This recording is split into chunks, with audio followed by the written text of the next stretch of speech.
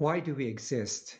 For centuries, this question was the sole province of religion and philosophy. But now science is ready to take a seat at the table. Hi, I'm Dr. Ted Achacoso, your host for today's podcast. My guest today is Bobby Azarian. Bobby is a science journalist and a cognitive neuroscientist with a PhD from George Mason University. He has written for publications including The Atlantic, The New York Times, BBC, Scientific American, Slate, HuffPost, Quartz, and Aeon. His research has been published in peer-reviewed journals such as Human Brain Mapping, Cognition and Emotion, Acta Psychologica, and the Philosophical Transactions of the Royal Society. His blog, Mind in a Machine, hosted by Psychology Today, has received over 8 million views. Azarian worked on season 2 of YouTube premium psychology-based series Mind Field as a consultant and researcher, which helped the show win its first Emmy nomination. He has appeared on the Joe Rogan Experience, the Michael Shermer Show, David Pakman Show, and the Young Turks to discuss his work.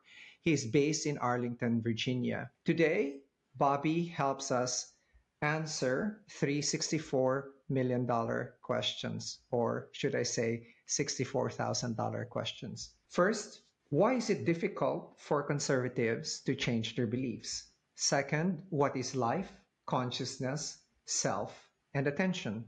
And third, what is the unifying theory of reality? Ladies and gentlemen, Bobby Azarian. Hi, I'm Dr. Ted Achacoso, and today we have the great Bobby Azarian. We seem to have a common hobby, um, and the common hobby, the name of it is thanks to Carl Friston. It's called epistemic foraging. We seem to have a hobby of I epistemic love that foraging. term. Yes. When people ask me what's your hobby, it says epistemic foraging. So I foraged something, and I found out something. Actually, you actually um, created quite a ruckus the other day when you were the neuroscientist quoted why explaining why former U.S. president supporters refused to accept his 91 felony cases. And Yeah, I've been writing those articles for like 7 years, but yeah, things died down when Biden got elected, but things are heating up now. And I will say, I'm very critical of the former president, but I'm not happy with the other options either. So yeah. yeah, we can So, talk about that. what is the neuroscientific explanation? And I know it has something to do with how the brain actually allocates its energy resources. But what is a neuroscientific explanation of why you can't give up a belief? Yeah, so one study I cited, I actually wrote an article for Daily Beast like 2014 probably. It's becoming more relevant, but it was studies that Sam Harris did for his dissertation work, I think at UCLA. Yeah, And basically those studies showed that it's easier to accept beliefs than to reject them as false. If someone's like trying to tell you something is true, the brain has to do more cognitive work. So it takes more resources if you're going to reject an idea as opposed to accepting it. And in the case of Donald Trump, when he's telling these fictions, like he likes to do, but in all fairness, like all politicians like yeah, to do pretty much, yeah, their supporters, for one thing, they have confirmation bias. That's at play. But also, it's just, you know, people aren't intuitively skeptical usually. They're just, if it's a person they look up to, they're willing to believe that person. And there's a lot of other factors at play, like the Dunning-Kruger effect. Sometimes these people think they have yeah. nothing to learn, so they think everything they know is right, and they don't even go through this cognitive process of challenging yourself. And we should always question our beliefs. I think that's the big thing. And the people on the right and the left, neither, both sides are guilty of not having a process of critical analysis where you take your beliefs and you ask yourself, you know, how certain am I that this is true? And if you're 100% certain, you've already made a mistake, because every model has uncertainty. Every scientific theory, for example, has been proven inaccurate in some way, because we're always just learning more about the world. We have to do epistemic foraging. We have to collect knowledge. We have to be curious. And if we have that approach, we will find out that oftentimes we were a little bit wrong about something. Even if we were right in some sense, there's usually some aspect of something where we are wrong and we have something to learn. And then we need to update our model of the world, our theoretical model of the world. So our system of beliefs, our worldview, in the face of new evidence. We have to, take into account reality and then adjust our beliefs accordingly. And neither side wants to do that. Bayesian inference, right? That's what it is. It's applying Bayesian inference and reasoning to everyday life. And you can do that. You don't have to use Bayes' theorem. You don't need to have a mathematical formula. You just need to ask yourself, what are the competing theories? Like, what are all the possible explanations for this event? And then try to weigh them maybe according to some probability rating, and then devise a test or something you would expect to see if those beliefs are true. And then after that test is done, then you correct those weightings in light of the new evidence. And it's just did you also see that study? It was another study done on Fox News viewers made to watch CNN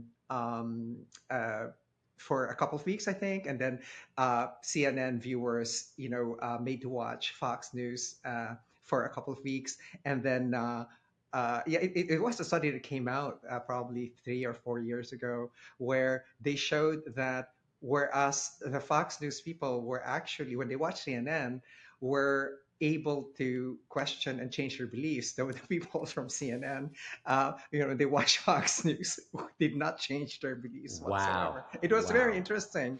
And it doesn't surprise me. And I always have a lot of people, and they say, what about the other side? And I say, that's a fair question. But when I write an article, it's taking a position, and it would ruin the whole thing for every article if you just analyze the other side. But in other articles, I try to do that. But yeah, everybody's right. Like when you read an article and I'm making a point about Trump, it usually does apply to the other side.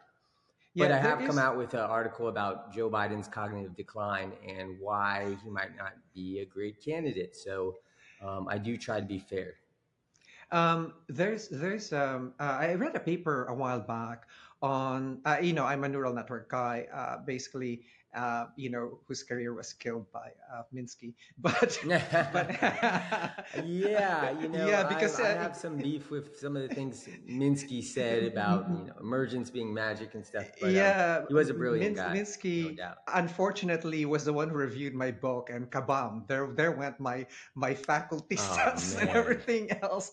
Yeah, because he was an expert systems guy. He did not think that neural networks are going to amount to anything, and my work was the first complete connectome for a biological organism, and then doing math on it, and I'm sure you'll be recognized. I'm sure that will be corrected. Yeah. If the god from MIT could, makes his pronouncement, you're dead. And then 25 years later, the researchers are calling me up and asking for a copy of my book. And I said, why? What's the matter? Like, I created the first complete connectome. I said, oh, there's an ohm for it now. There's a name for it now. There's an ohm, right? I was listening to that Carl Friston interview. I read this paper. Stories, I read this paper that said, as well, the neural network of belief and how we become conservative, liberal as we get older in terms of in terms of what happens. And the way I actually visualize it in my brain is that imagine the outline of a folder, right?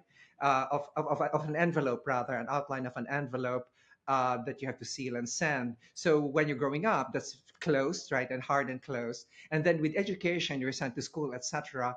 Then the envelope opens, right? It opens and it widens the network for you.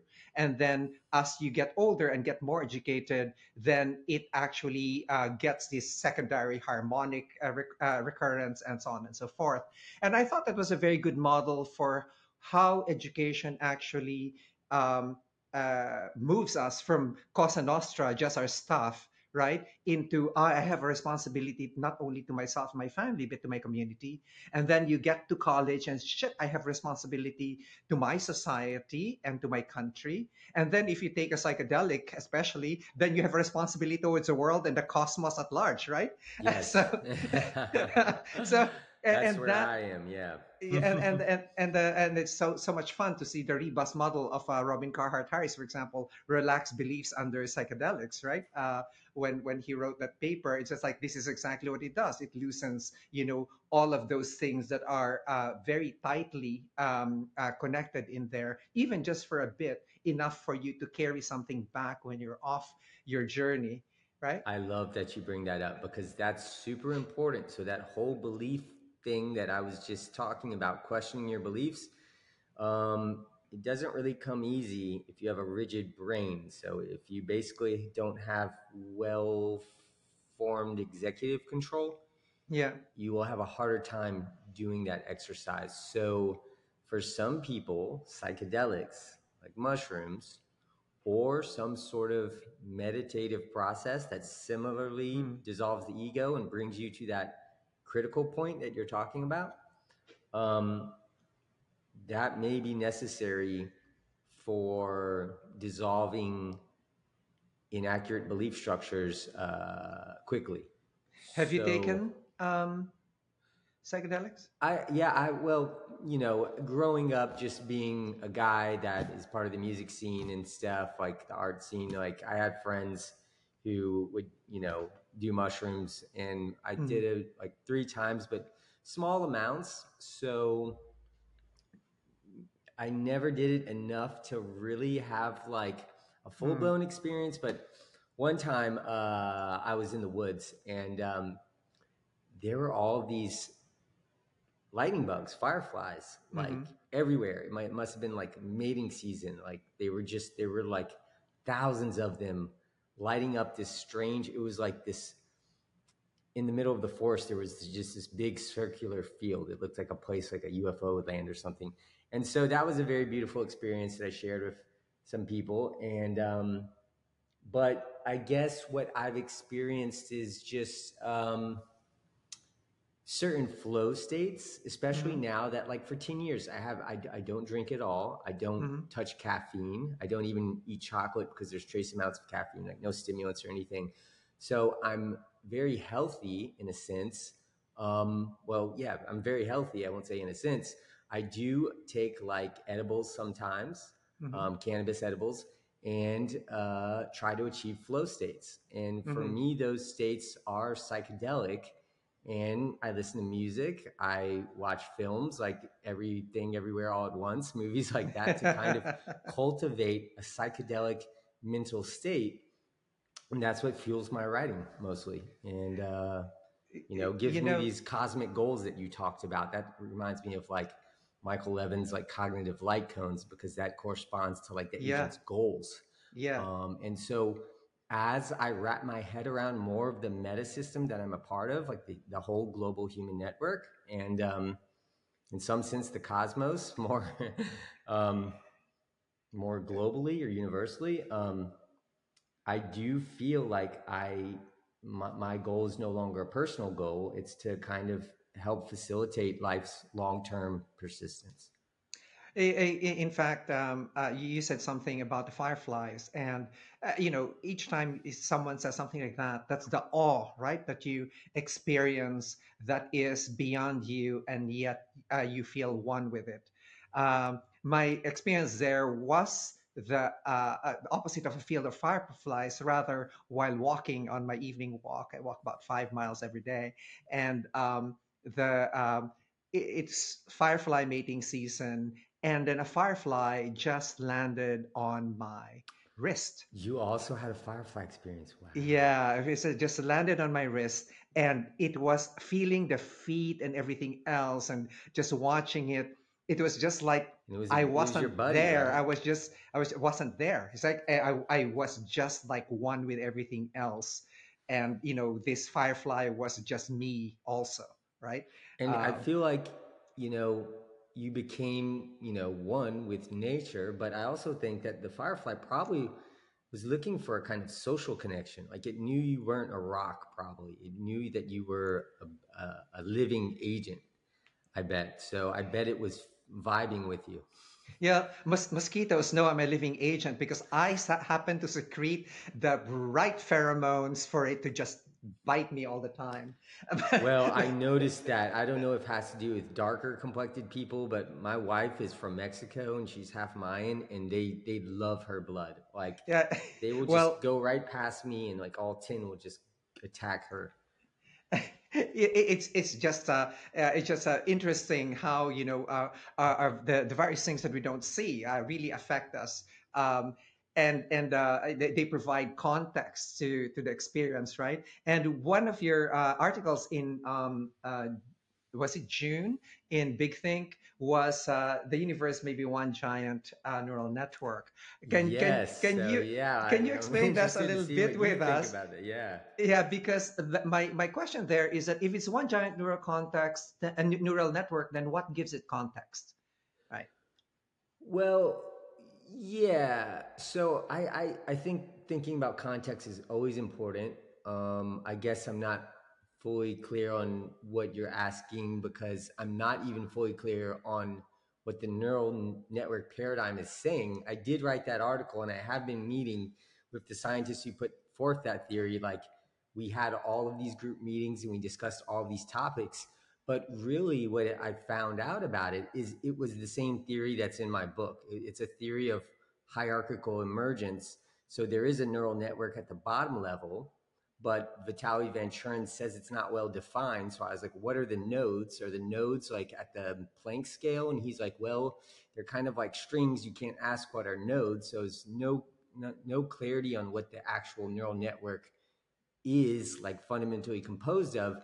That doesn't seem to be the right way of thinking about it. It seems like he's saying that the neural network is sort of emergent, and that these levels, like when physics organizes into biology and then into social systems, that's like the nodes, like like clusters forming, like computational clusters, or at least that's how I was describing it to him, and he Wouldn't seemed to be it be fine with something that. more So like the way I was seeing when I was reading that article is like there's this network that's somehow fractalized and it's just scaled up, right? And it's just yes, forming up this network in a larger and larger scale, and that's exactly. how It's I like a more visualize fractal. it, right? Yes, it's just the process. So really, you can focus on calling it that, but to me, what the theory is, it's a process of recursive self-organization or hierarchical emergence.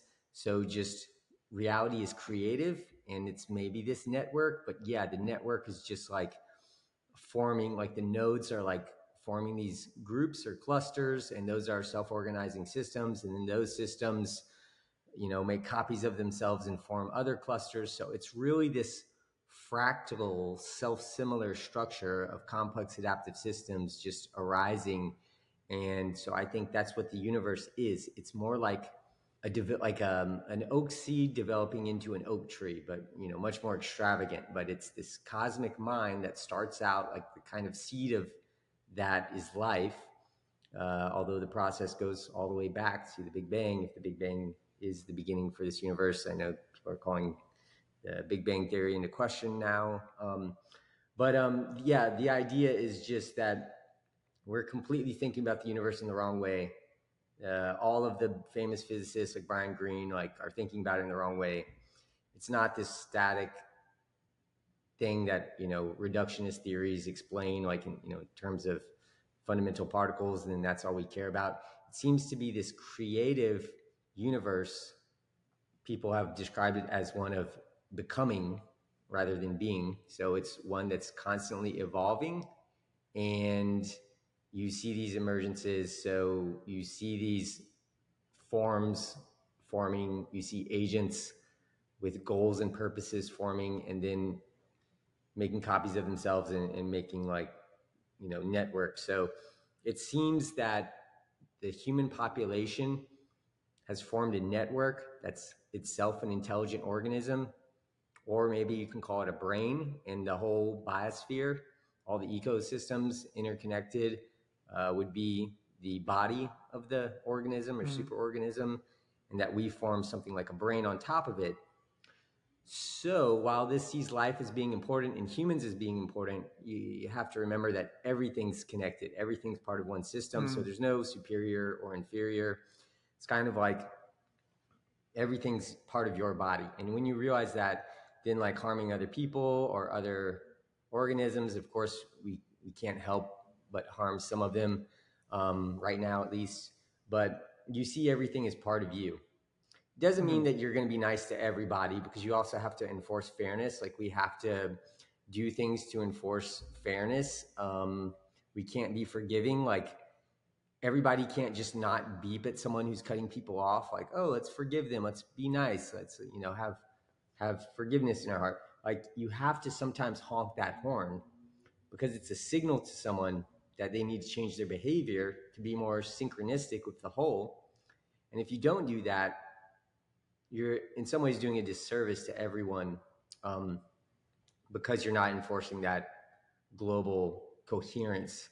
And actually, terror management theory shows with these dictator games that like people will lose money. So take a personal loss to enforce fairness, to punish someone for violating certain norms. Sometimes that's bad. That leads to groupthink and tribalism. But so we need to sort of break tribalism, but we also need to do the same thing. We need to show people are behaving in a suboptimal way. They're not being Bayes optimal with how they reason and stuff, and that's kind of built into how government operates. Yeah.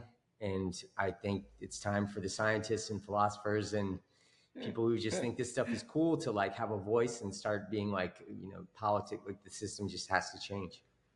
Well, you reminded me of a paper that I presented, and you provided a good segue to my next question. One is that I wrote a paper and presented it at a symposium in 1990, which was scaling up the nervous system of Caenorhabditis elegans. Is 1/8 That's so equal to cool that you 33 did that. million worms, right? Yeah. And that's where Wait, what was it? What was the huh? figure? No. Is scaling up the nervous system of C. elegans. Uh, is 1/8 equal to 33 million worms.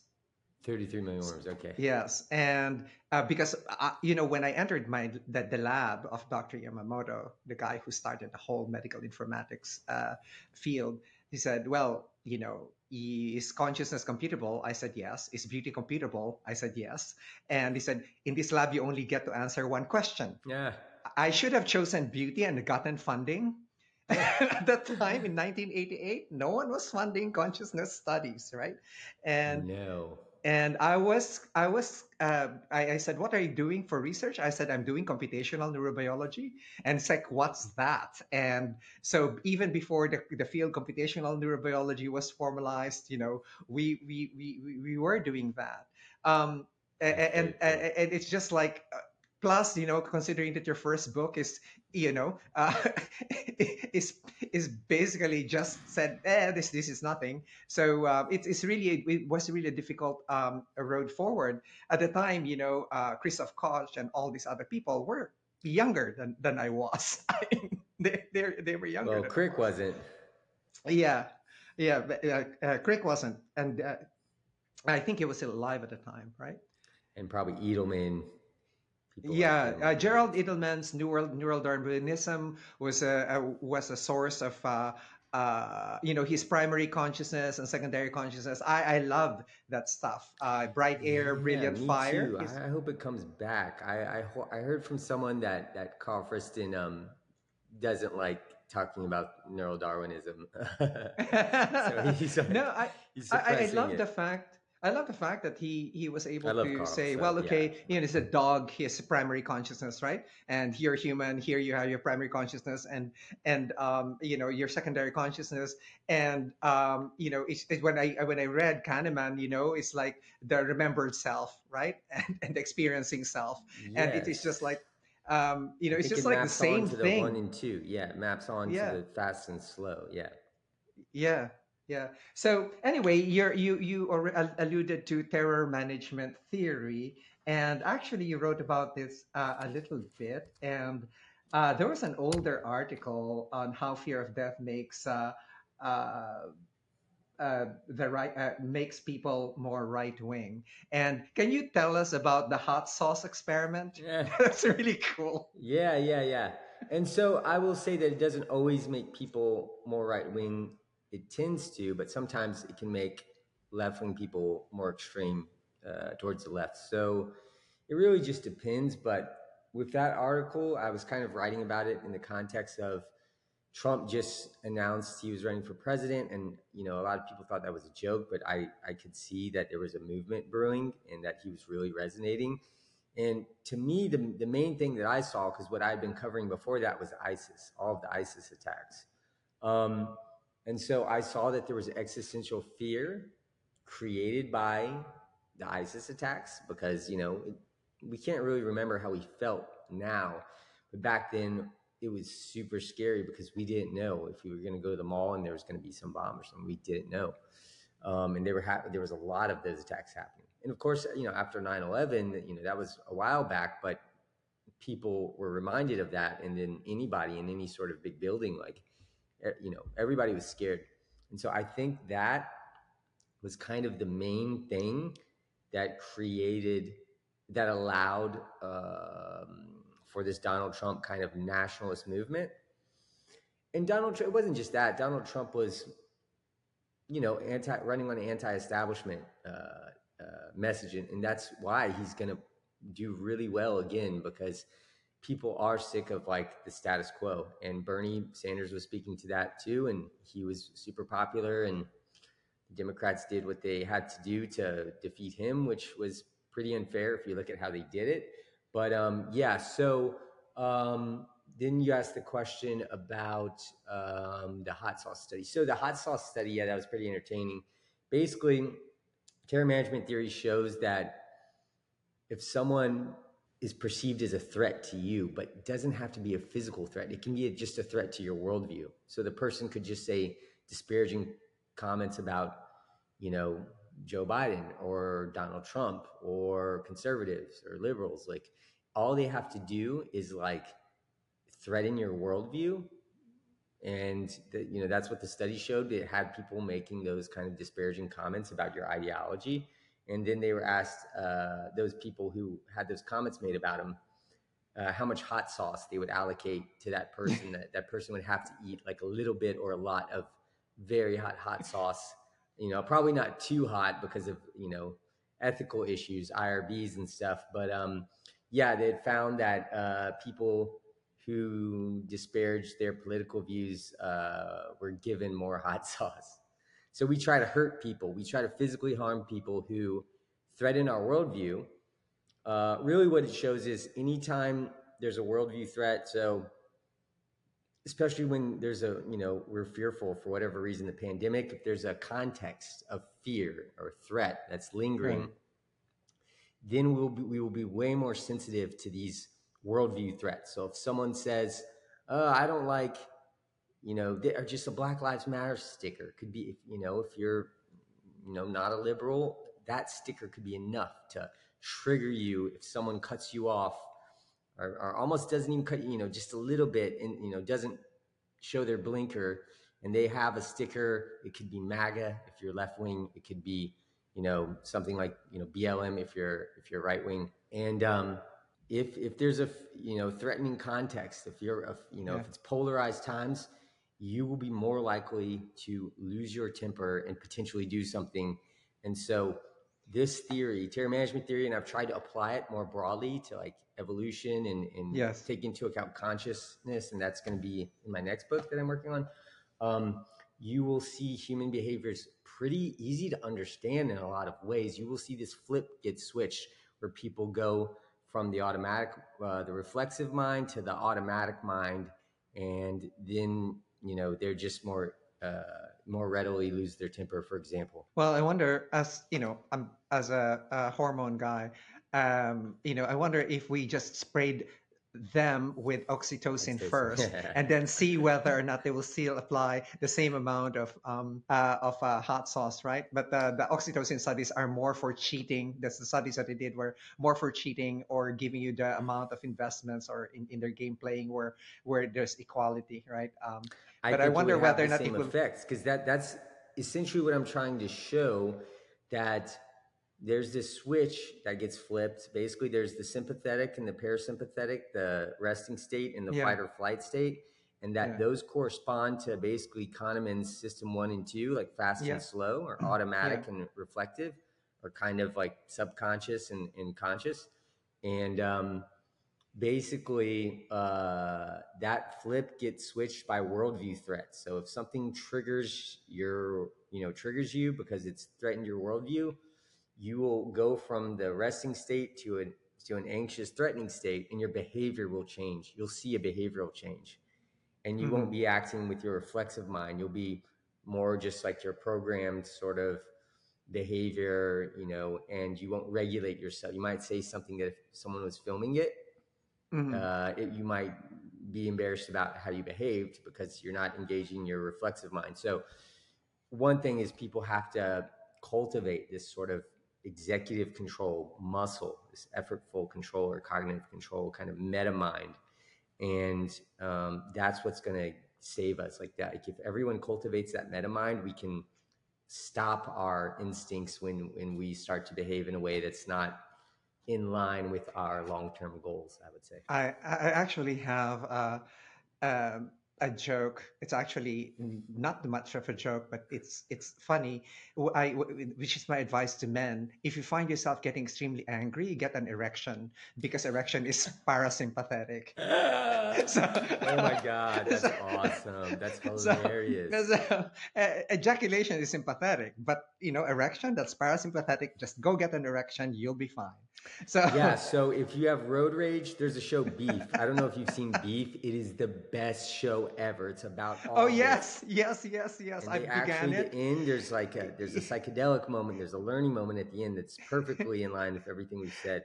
But yeah, so if you have road rage, maybe pull over on the side of the road and handle it yourself, and calm down that way. Well, That's great. others recommend breathing, but that's not no fun. It's so much more fun to be If you're out in parasympathetically public, stimulated. you might want to breathe instead. It's probably a good alternative, but that's That what gets depends on me how through. loose your pants are. So, Yeah. but anyway, you actually gave me another segue. You talked about Beef. That's out of Netflix, right? There is Yes. also Foundation, which is nice because Apple now finally Is that put in Isaac a series Asimov?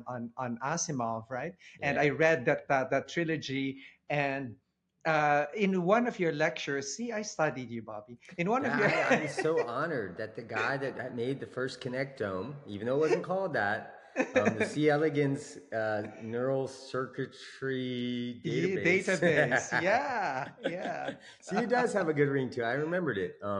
But yeah, 3 words is better than one. So, Yeah. but yeah, I haven't read that book, so I did. I'm kind of a poser, but yeah, I do mention that a lot. No, because you mentioned Cleodynamics, right? Peter Turchin's, And yeah, or social Cleodynamics, and statistical I said mechanics, yeah. when you were yeah when you were saying Cleodynamics, I said that sounds like psychohistory of the fiction of Asimov, and Yes. in the Foundation series, they actually you know um, put it out there. Psychohistory, it's like a statistical form of the individual. The individual, you cannot predict the behavior of each individual, but you could predict the behavior of populations, right? And Yeah, mass behavior. although Yeah, Howard Bloom's very yeah, interested yeah. in this too. So Yeah. can you explain a little bit what Cleodynamics did in predicting this chaotic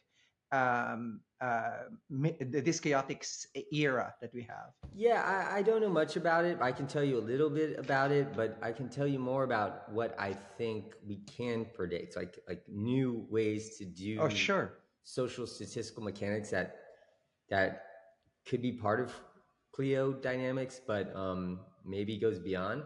So I did mention that because Peter Turchin, who I haven't talked to really, I had some exchanges on Facebook, but yeah, I didn't know that his dad was Valentin Turchin, and that he's a big figure in my book. He's a cyberneticist. He was doing work in the 70s and 80s.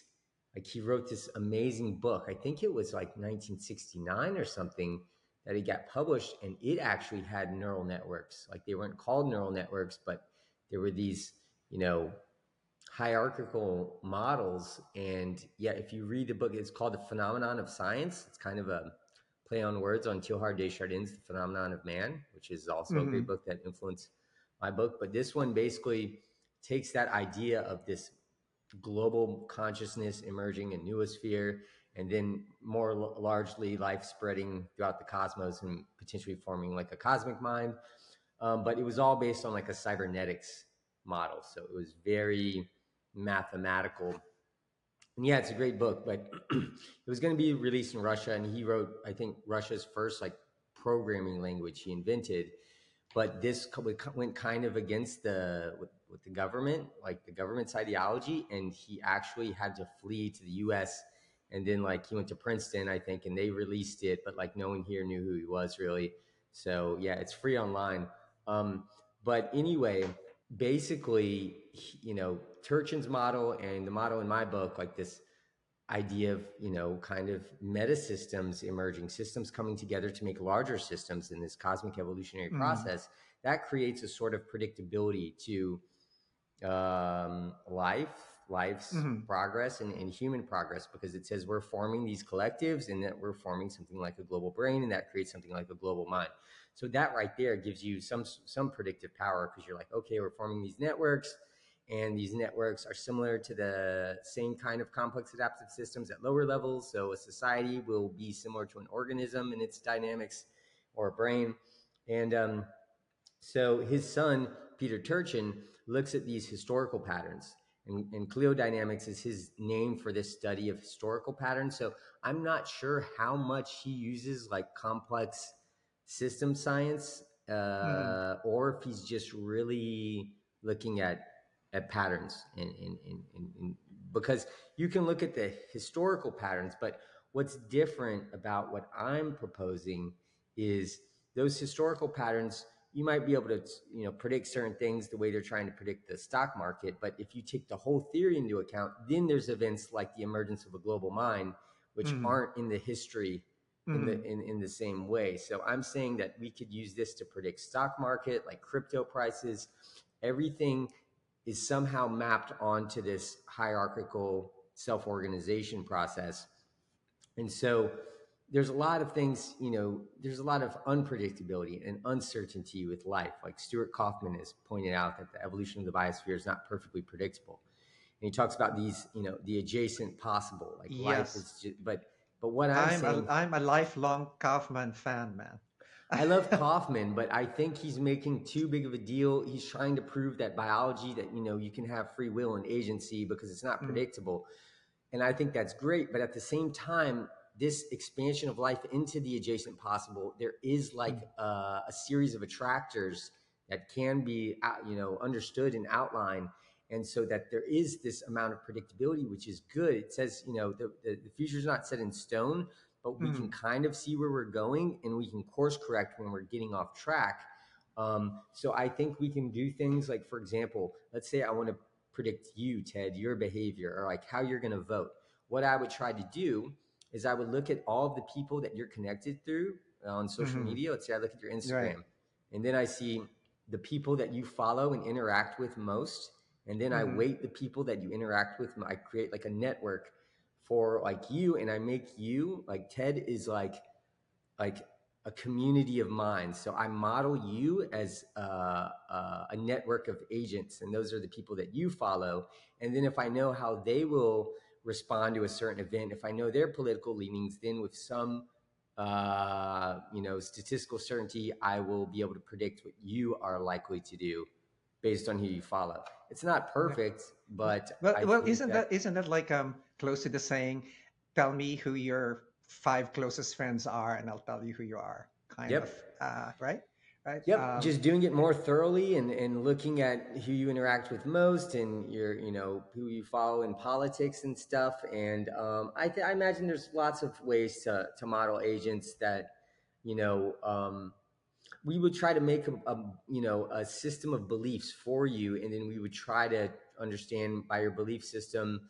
We would try to predict how you'll respond to certain things. By having a causal model of you. So there's a lot of different things, but what I'm saying is Bayesian brain hypothesis, the active inference framework. I think this can be used Mhm. to predict collective behavior, but also individual behavior, because we do follow these attractant sets. Like we have these Right. routines. And Mhm. I do believe that we are like at a subconscious level. It's not just one subconscious mind, that it's a community of minds. There's thinking through other minds is a theory by Friston and Ramstead. And Mhm. then there's internal family systems, which is clinical psychology. It kind of says that, imagine you're a kid and you have a good life and you're this certain personality, and you then have some traumatic thing where you have to become someone else. And internal family system says you kind of accumulate those different personalities throughout life, and then you kind of have all of those. And when you have to deal with a certain thing, that agent will kind of become the conscious agent. So I do think there's good reason to believe that we are networks of minds. I mean, I Mhm. could have a dream tonight where you're in it, Ted, and then Levin and Friston and some of my academic heroes, and Mhm. they can all be telling jokes that's accurate to their personality. And it's like, how can I that happen in my dream? It's, oh, I have a coarse grained model of you in my mind Mhm. that has enough knowledge encoded that lets me know like your personality, and I'm making predictions. And so I think we need to start thinking about our minds as models of the world that have all of these other agents. Um, and who knows, maybe those agents can give us certain powers. Like Ramanujan, the mathematician, said his goddess Namagiri was giving him answers. Like I had a dream where Bjork was performing a song that was more elaborate and like amazing than any song I've ever heard. And it was in my dream as being made by my brain. How did my brain create a Bjork song that was like the best song I've ever heard? I'm a musician, so maybe that explains it. But I was the model of Bjork in my dream was way more talented than me in my conscious waking state.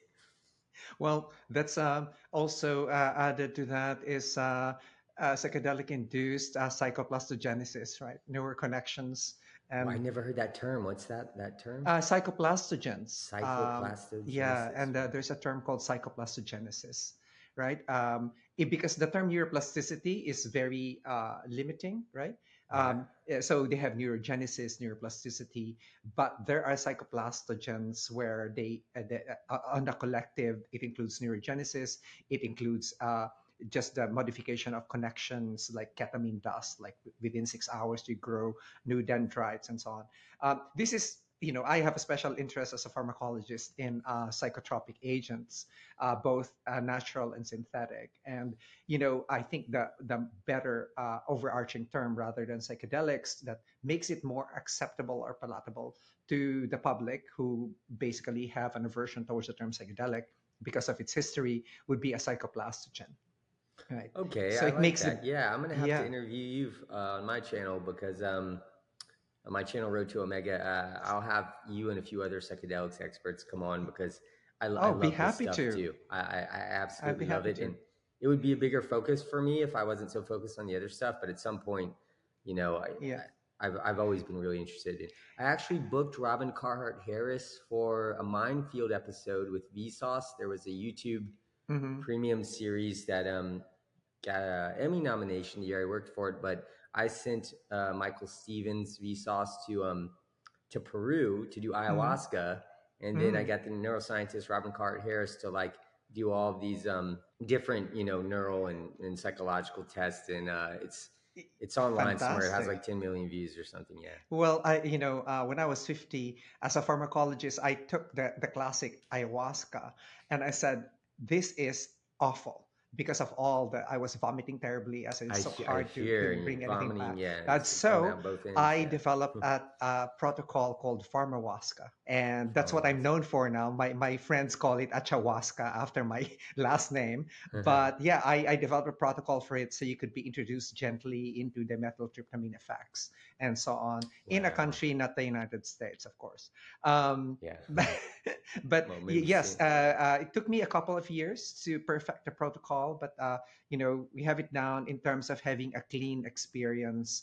You know how many milligrams of DMT is coming in. You know how and the journey is about 6 to 8 hours, depending. So it approximates it. But as a physician, I actually, and a pharmacologist, I want to know what dose is coming in, how much the liver is inhibited, and so on. So yeah, it's fun, Bobby, to deal with all of this, and looking at, for example, the models of consciousness, where one model that actually made a significant dent on how I thought about oscillating neural nets, right, was the paper on it oscillates between the DAT, the dorsal attention network, right, and the default mode network, and there's an oscillation. And that actually pushed me to study exactly how do I actually balance those two networks together such that you could experience everyday enlightenment the way the Zen people describe it, right? Just totally Yes. present and aware. And I have had several iterations of those, but this is only for like you know uh, uh, private friends and family, and Wow. nearby So neighbors exciting. like those Yeah. from George Mason University, I think. Well, But yeah, maybe. Yeah. Okay. So I just remembered yeah, I'm going to be in DC today. Someday, some week, we need to try this stuff out. Maybe give me a few months so I make sure I'm Mm. like mentally resilient. But because of your things that you have No, been, we'll give you what I call the ETs, the Enlightenment Trophies, to make you mentally resilient. How's that? yes. So- And then but give me the but powerful stuff after that. Yeah. No, yes, I'm really yes. mentally resilient. I guess this is what I mean. I am operating at that sort of critical state, like at that sort of flow state. Like right now, I'm doing podcasts like pretty much every day. So it's just like I feel like any more like anything that disturbs that balance can potentially like send me out of it. Like I don't want to lose it, and I don't want to go too psychedelic because I'm like Yeah. very practical right now. So I kind of want to plan it. So I'm writing my book, and I feel like once the draft is written, I'm going to need like a kind of psychedelic experience to look at it and be like, now what do I do? Do I create it? Do I make a puzzle or something like Well, happy to be to facilitate in whatever way I can. to be Um, my neuro shaman? yeah, neuro shaman. That's funny. When it was still dial-ups, and you had needed to have a handle, and my handle in 1988 was Space Age Shaman. That's awesome. Anyway, you actually touched on the next part of what I wanted to discuss with you, which is definitions for which there are no set definitions, right? And the Yeah, first one, I had the opportunity to review Schrodinger's series of lectures on what is life yeah, they're just great. recently, and just imagine, when I was reading it when I was 28, it was just like it made me like, well, okay, it this I taught statistics for like 20 years, and I said, okay, I kind of understand it, but now with all the developments, so with your book and so on, it's like, well, let me see how Bobby actually defines life, right? My old definitions of life came from Maturana and Varela, that it Yeah, is a they're physically great. closed system that's energetically open, is autopoietic, and then the deep ecology definitions of Fritjof Capra, just putting them all together, and then getting confused by Star Trek shows that shows this amorphous blob, right? That is alive. So Bobby, what is life for you? Is it like you go from something that's inanimate to animate to something that's alive in an instant, like a bifurcation point, or is it a spectrum? Like for viruses, I'm an undergrad in biology, and we call them as not alive, right? So, what is, according to your definition, your worldview? What is life?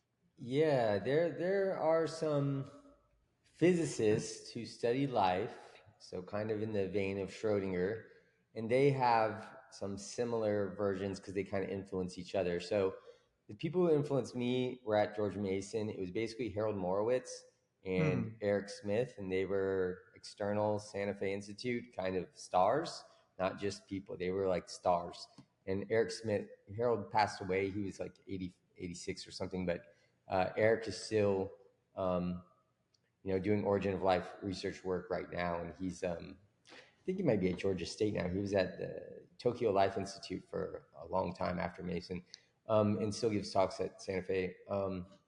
But so, yeah, the definition, it's kind of all of those things that you mentioned. Um, so I think life, living things are agents. They have goals. Um, so inanimate things don't have goals. So rocks don't have goals. They don't move on their own either. They're just there unless external force acts on them. So you can calculate their path and their behavior. You can predict it using Newton's equations. You can't do that with living agents. It doesn't work at all. You can't predict that I'm still and then I decide to jump. So there's no way you can predict that with like Newton's equations. Um, However, you can't predict chaotic systems like dissipative, simple non-biological dissipative systems like whirlpools or hurricanes, tornadoes. Those kind of cyclical energy cycling structures, some people might want to start say, well, those are life. I don't think so. I think life needs it needs to have information, predictive information, and those like hurricanes, they're chaotic. You can't predict that with Newton's equations Hmm. either because of like butterfly effect and just chaotic dynamics. But there's no rhyme or reason in where they go. They're not going to go somewhere like they're not going to see that they're running out of energy and then change the path to go find more energy gradients. They don't have that capacity. So, Is the Earth alive? well, yeah, so I'm getting there. So with biology, you have a bunch of different molecules that allow, you get the same thing as a self-organizing system like a tornado, but you have more chemical variety. So then you get a more complex structure, like something that's starting to look like a biological structure. There are these, jumps where it becomes more organized through these non-equilibrium phase transitions. So there are these bifurcation points, but I don't think there's one that clearly makes it life. So it is kind of a continuum or Spectrum? like yeah, it is a spectrum of like these phases. But at some point, when life starts to be able to replicate itself and stuff, you also start to see this goal-oriented behavior where it starts seeking out energy to maintain its ordered state. So I think when you Hmm. start getting, genetic material, that's not what does this energy seeking thing. That's what allows for self replication. But it kind of happens around the same time. But yeah, you get an autopoietic. So the thing is, like, does it have to make copies of itself to be considered life? Because that's when it can do like standard Darwinian Yeah. evolution. But if it's just autopoietic and self maintaining, maybe that's enough to call it life. So what Eric Smith says about a virus, he Hmm. says it's kind of a meaningless question to say, is the virus like Sarah Walker, like who's influenced by him and Morowitz heavily, um, she would say that the virus is part of life, and AI even is life, but it's not alive. She makes that distinction. Like an organism is alive, but the virus is maybe not alive, but it's life. But sorry, Well, one last that's thing. One sorry, thing to sorry. say. So Eric Smith says anything that participates in the whole biosphere Yeah. is part of life. So in Mhm. that aspect, although a virus doesn't have its own genetic material, it needs a host to replicate and do stuff. It would be part of the network of life, and then the Mm. whole Earth would would Ah, probably I be see. part of life as well. Well, it isn't like must. One of the things that actually has fascinated me about this is that we are just defining life, and for me, it's like, well, are we just referring to life as biological life? Are there other forms of life other than biological life? And that's a question that I've never answered, right? Yeah, Because all the life that I know is biological yeah, life. I don't think so. So there was a name. So Morowitz thought this as well, and I think they were called like carbon something where you had like a bias for like carbon based life. But no, I think there's a design. I think there's a certain way that things work um, in our universe. And I'm not, in a different universe with different laws. Who knows? But I think all naturally arising life will be biological. And I also think it will be hierarchical. So you have a biosphere with like single celled organisms that eventually form multicellular organisms that form, and maybe even something similar to humans. And Richard Dawkins has actually said this. Michael Shermer, when we had a conversation, he even said that Dawkins had convinced him because of convergent evolution. You can look into Simon Conway Morse if people haven't heard that term, but when you have similar selection pressures, you will get the convergence towards similar Mm, organismic forms, morphologies. right. And so if there's a planet out there and, I think it has to be pushed far from equilibrium. Like it has to be receiving energy in the similar way as our Earth to if it doesn't have that much energy, it might not be able to make like multicellular life. You might just have a planet with like single celled life. But if it's getting all of that energy from a sun and it has all of the same geological factors that we had on Earth when life emerged, I think you would probably get a very similar biosphere and a very similar trajectory towards eventually higher intelligence. Mm. Well, the so that amorphous blob that's feeding on your the energy of your anger in Star Trek isn't alive then, right? I So don't think that or the Fred Hoyle had one as well. It was like in like the plasma or something, but like no, I don't think those exotic forms of life exist, but maybe we could create them. yeah, you already alluded to this earlier, and the part that I wanted to in part of our definition is consciousness, right? The what it is to be like something, but from how what's consciousness according to your view. Why is it emergent versus inherent? Is biological life necessary for consciousness to happen, or is it before biological life happens? And what's the difference between consciousness and attention and the notion of the self or agency? So, just distinctions among those. As a cognitive neuroscientist, this is your bailiwick. You can just run through Yeah, this, I'm I more know. nervous with these questions because they're more specific and like I should have answers given my background. Because my dissertation work was on attention but it was more clinical. It was on how anxiety biases the attentional state. So anxious people will have a bias for threat. If you're anxious, you'll be more likely to focus on threatening aspects of a scene.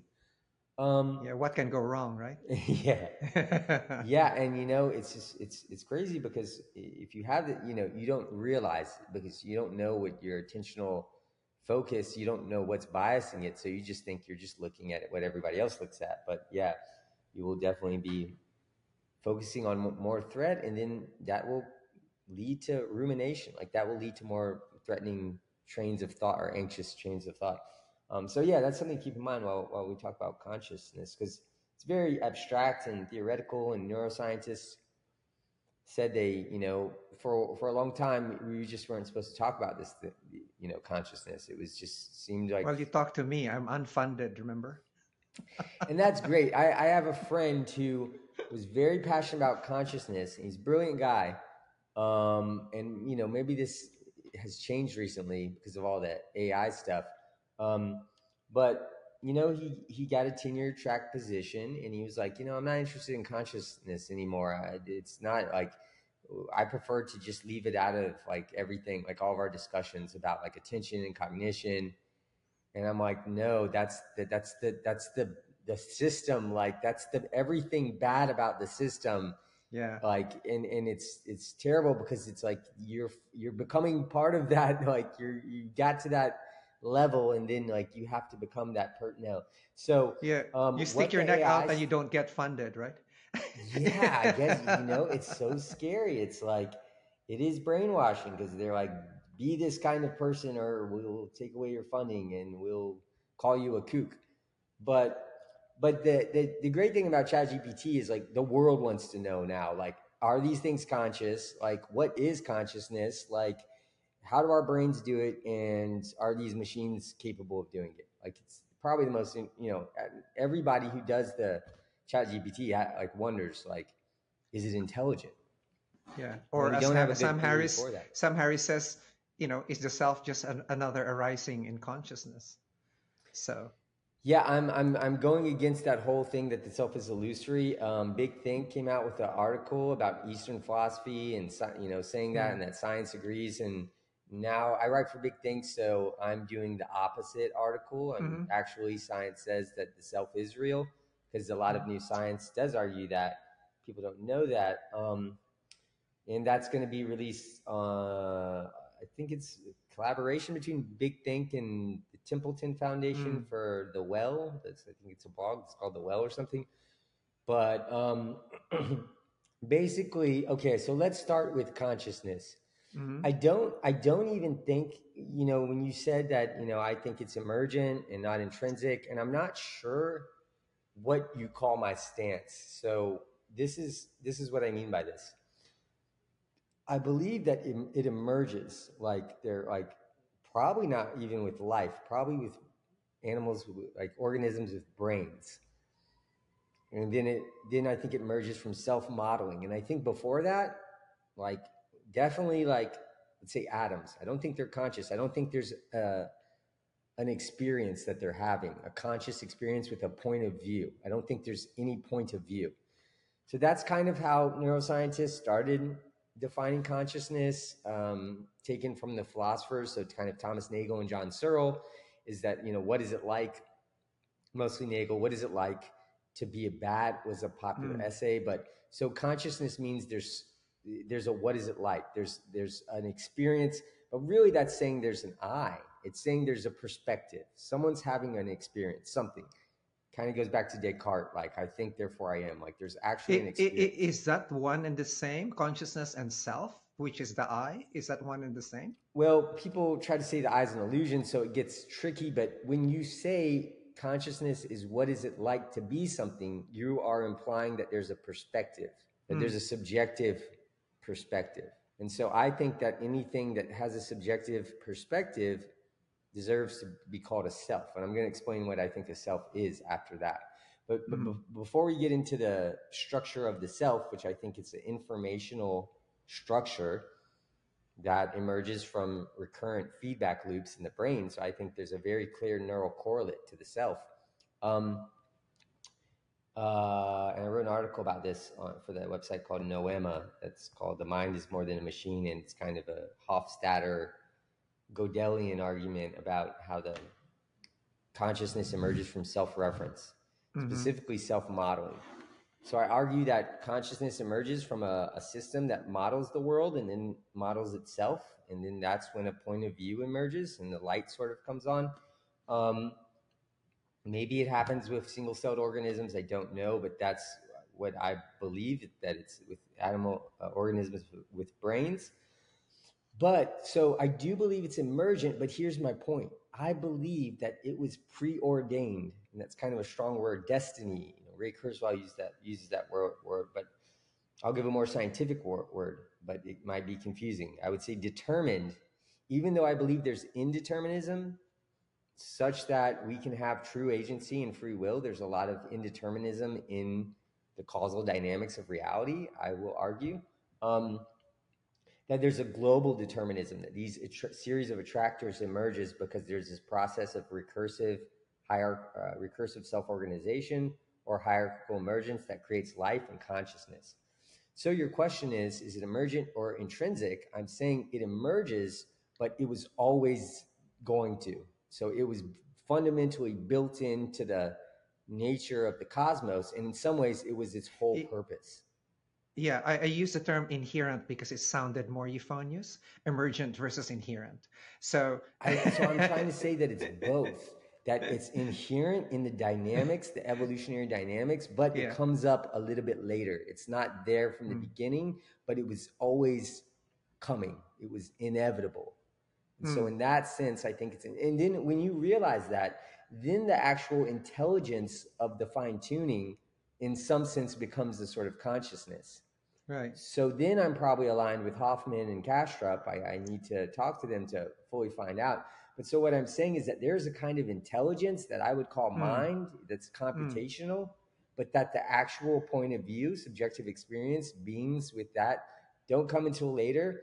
But maybe it's accurate to say that there is mind. I don't want to use the word consciousness because I've defined it as subjective experience, but that there is mind at the fabric of reality. So I don't know if I'm different than Hoffman or if we're just framing it differently.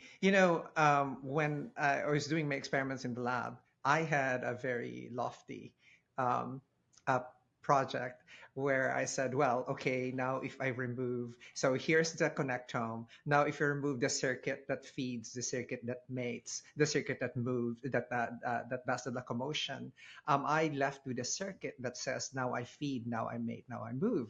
And I took out all of the circuits and I found nothing, right? So I then, Dan Dennett sent me an index card that said eliminate the middle toad, right? So there's no place where everything comes together, and so I was at an emergent camp, and then I spoke to Hoffman, right, in an interview. I think Dan Denn's and wrong about that, by the way. I think there is a place where it all comes together, and that's what Adam Zaffron with integrated world modeling theory. These I can talk about that. And then when I talked to Hoffman, I said, well, there is something wrong with my position. I think I mistook consciousness for the self, right? Or for the neural network that actually exists. That says now I feed, now I mate. So that sense of agent, that which provides a sense of agency, is different from the consciousness from which arises. And that's where I said, well, maybe consciousness is inherent, right? But the self or the selfing process is emergent. The sense of agency. I like that. I like that. Right. So that's a position that I similar took. to my position. Yeah. Yeah. Except I do think that there are these neural attractors, like the global workspace theory talks about, a neural attractor, and I think that basically that there are these centralized workspaces that have these recurrent feedback loops, and that corresponds to the self. And I believe that when you take psychedelics, you can see this attractor dissolve and then reemerge. Yes. Yeah. So I'm going to be looking more into the exact neural correlates of this thing that I'm calling the self. But Adam Zaffron has written about it. Bernard Bars has written some about it. And in some ways, adaptive resonance theory. So, yeah. So your bias more towards a global workspace theory rather than integrated information theory? No, what I argue in this Noema article is that there's a neural attractor in the visual cortex that IIT and Koch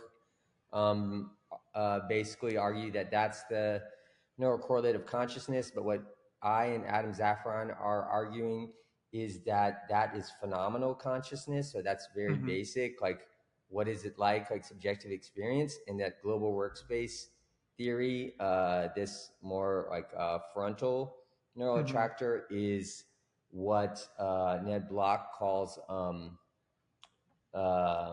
access consciousness, which more relates to like the visual spatial sketch pad and like a workspace where you do like Right. you can transform stuff.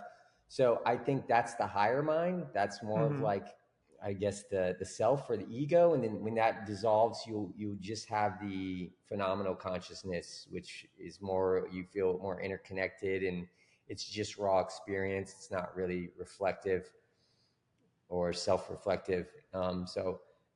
Yeah, I think we have to start not just talking about consciousness, but talking Mm-hmm. about phenomenal versus access consciousness. Well, that actually reminds me that most of the studies that have interested me, aside from the oscillations of neural networks that produces a feeling of equanimity, for example, or and Yes, when all you of like those. 50 So hertz, yeah, yeah, and how do you maintain that via some psychoplastogens? So people will that's very experience what cool. it is. So that's but I've been working on in private because you cannot sell those kinds of things. But I would love to see the those papers. Yeah. yeah, the papers that I've been actually interested recently is something to do with what you just said. We have 65 billion neurons in the cerebellum, right? And a Yep. total of 86 billion. So we really have a very small amount in the gray matter. And how this 65 billion actually change our cognition significantly through the movement and just through the firing of the cerebellar neurons.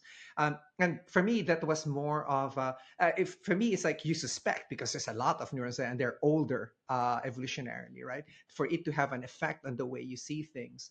But when they are studying learning now and mental processing and what movements actually facilitate learning, it's been a fascinating um, uh, epistemic foraging for me to to see how all of these older evolutionarily or the older structures actually contribute to the newer Does it portions. affect cognition a lot? Because the reason Yeah. I was thinking, I thought you were going to go in a different direction. So Mm. Christoph Koch always makes that point that the cerebellum has most of the neurons, though it doesn't harbor any conscious entity. So, like, and it's because of the structure. Basically, it's not integrating information because it's all a That's feed the new forward. finding, is that it actually has radiations to the cortex. That's the new finding, That's and I awesome. found it fascinating that they finally found the pathways from the cerebellum, not just to the motor cortex, but to other portions of the Yeah, I would somatosensory imagine cortex and that it other would be parts. doing a lot of Yeah, modulation, but yeah, and that's, yeah, for me, that's a fascinating find, right? Something that you just put on before, that's an old structure just for movement, etc. Suddenly you find that it's actually influencing uh, your your um, uh, thought processes, right? yeah. The other uh, this is just on a side, the definition that I wanted to clarify really, because I use the term superorganism differently from a holobiont. Now, superorganism for me as a biologist is a slime mold where you have the same genetic material, but phenotypically they go through a cycle where there are, fruiting bodies, and then they go into, single cell stages and so on. But they maintain the same set of genes and they look like different organisms. And when I have a nonprofit, health optimization medicine and practice, and I wrote the module there on clinical evolutionary medicine.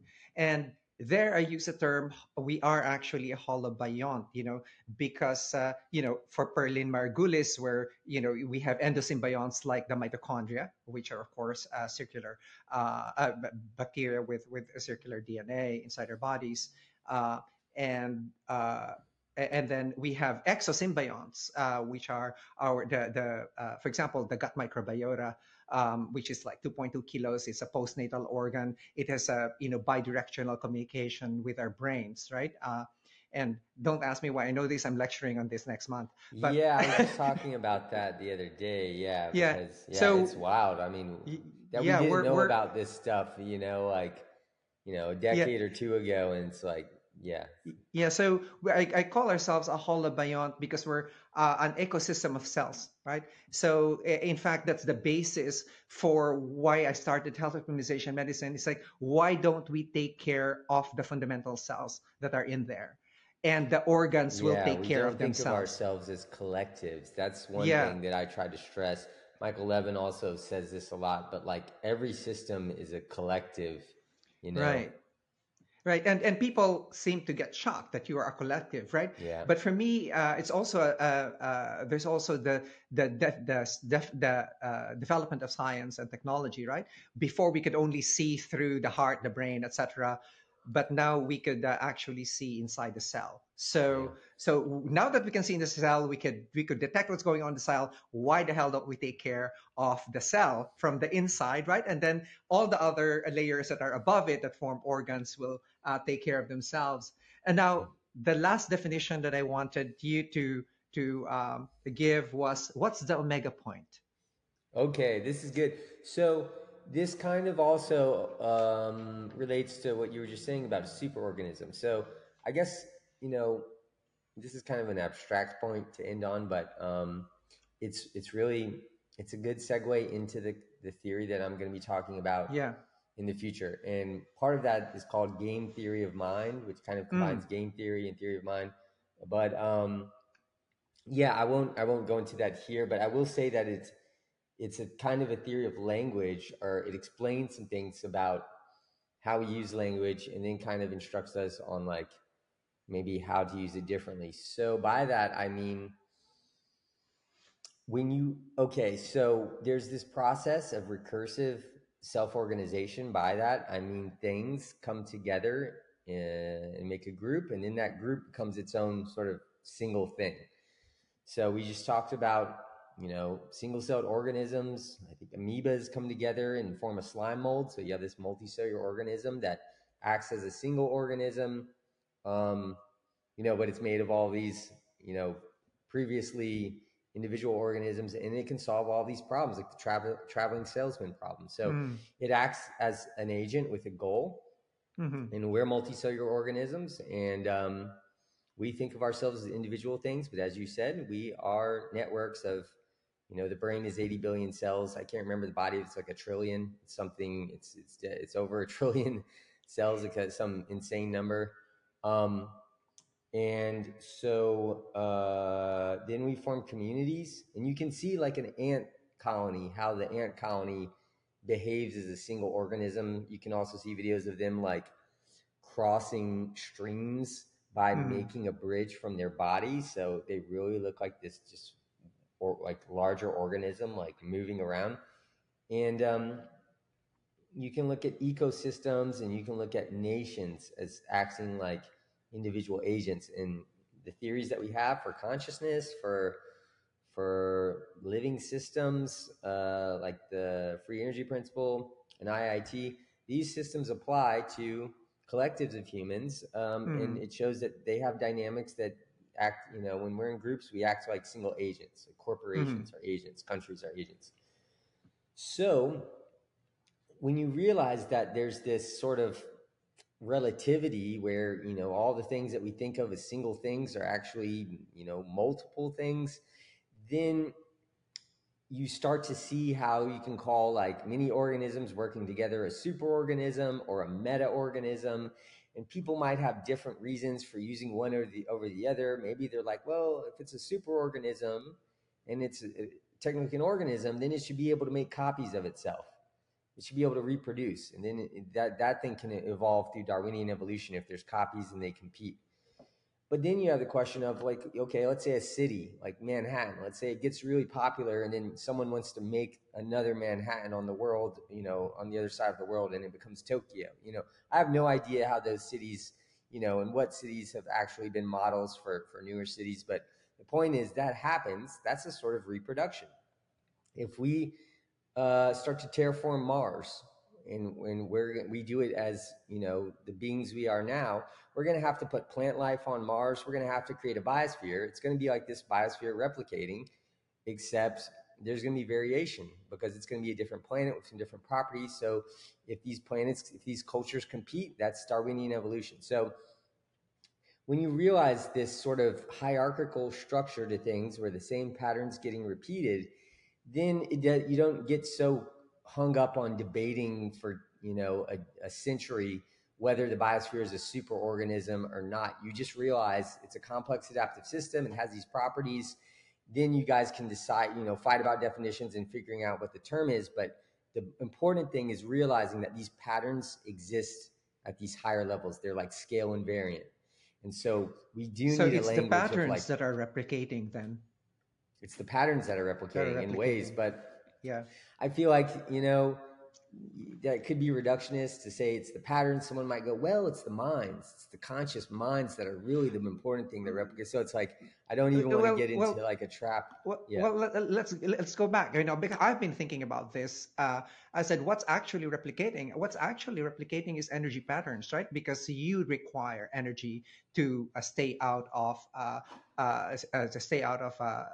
equilibrium, right? Yes. So that's accurate. But what if your picture of the universe is one where this whole process is to create conscious minds, agents that have that experience the world?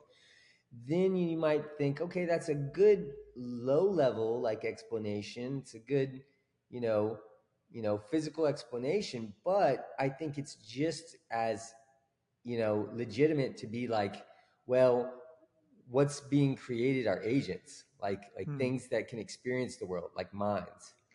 Must an agent have a model of the world that it's in? I think so. I think that's kind of what defines an agent. Maybe that's the best definition of life. Maybe I haven't heard that, but maybe life is like something that has a model of the world. Because that's how I actually defined life.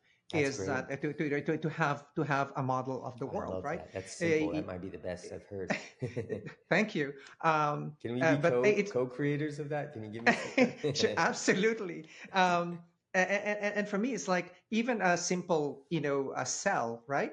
Yes. That moves away from a thermal gradient. It has a model of the world, right? Yeah. Or a food gradient. It has a model of the world. This is of course me being in the wet bench, counting how many times the C. elegans corkscrews, right? But that's the kind of thing that I'm thinking about. Was like it does have a model of the world. Like for example, when I was counting, like 80% of the C. elegans worms would corkscrew to the right? And 20% would corkscrew to the left. And why is that? Right? So what's the model of the world for this one, and what's the model of the world for that one? Yeah. So and that's how I got into this whole deep thinking about how do we define life? Is consciousness is life biological life necessary for consciousness to occur? What is consciousness itself? How is it differentiated from the self? And these are depending on the times. You live at a time now where all of these things are freely discussed, and I love the arguments. I love the intelligent discussions around this. And thank you for your book, by the way, because when I looked at all of your reference, I can claim to have read almost all of the books that you cited. So I'm that old. That's what Howard Bloom calls an omnologist. That's someone that knows about everything. Because I didn't read all those when I started it. Like really half the stuff was like I found like during writing it. I was just remember, I'm so much older than you are, Bobby. So I have had time. I have had time to read those, and I had time to get in touch with them. During the time that it's getting written, because I am that old. But anyway, the synthesis that you made, that you made, is actually a brilliant synthesis of everything, as Carl Friston said in his remarks for your book, right? It's everything that I love. And I'm just going to be an also-ran here and say, hey, it's everything that I love. It's everything. It's all the bits and pieces that you print out, that you cut, and you put on the side. Yeah, well, that's what I did. Like, I had some of with me for like 15 years, like papers that I pulled out to write this. And I actually found an essay from 20 years ago as an undergrad, my English class, my evolution class, 2 essays that were pretty much this book, The Romance of Reality, 20 years ago in like 4-page essay form. But let me finish with that omega point question. I don't want to leave that. That's the biggest one. Absolutely. So the point is, with this kind of relativity, you see these patterns repeated at these different scales. Like what you call, a system or a metasystem, it's arbitrary because I might call you a system, and then I realize you're really a metasystem because you're all these cells. But then you might be part of a collective, and then that collective is the metasystem. So we just have to. It's kind of like physics, where you have to kind of create, state a frame of reference first, and then you can start talking. But everything's going to always be inaccurate because you're really not a system. You're a collective, but you're also a system and you're also part of a collective. So yeah, we just have to embrace that and then talk in a more careful way. So the same thing is with an omega point. So an omega point, a French philosopher, he was religious, but he was also going against the church because he had this evolutionary theory. He was after Darwin, but he saw this progress in the theory. And Darwin actually was a teleologist too, when the first edition of the book.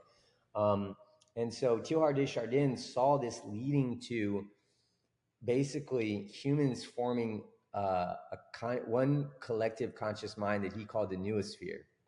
Mm-hmm. And then he thought that was approaching this point of maximal complexity and information integration. So where all of our minds kind of become this greater thing that he kind of thought of as sort of a God, like an emergent God. Right. And that this is like kind of maybe like a Jesus type state, but Right. this is what everything has been building towards. And he called it an omega point. And he saw it as a sort of cosmic unification, but I don't think he could fathom us like spreading through space. But in the 1980 or so, there was a book called The Anthropic Cosmological Principle by Barrow and Tipler.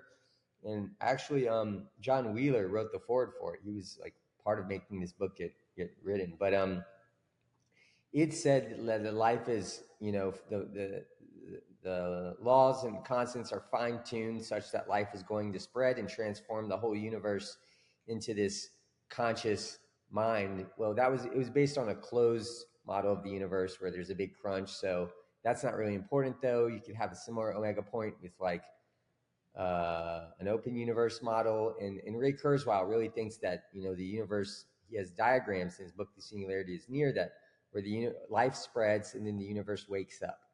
So that might be kind of hard to understand, but imagine that just understand that life used to be a single cell on this planet, and now it covers the full planet. And it seems to be that there's this collective intelligence that we call humanity.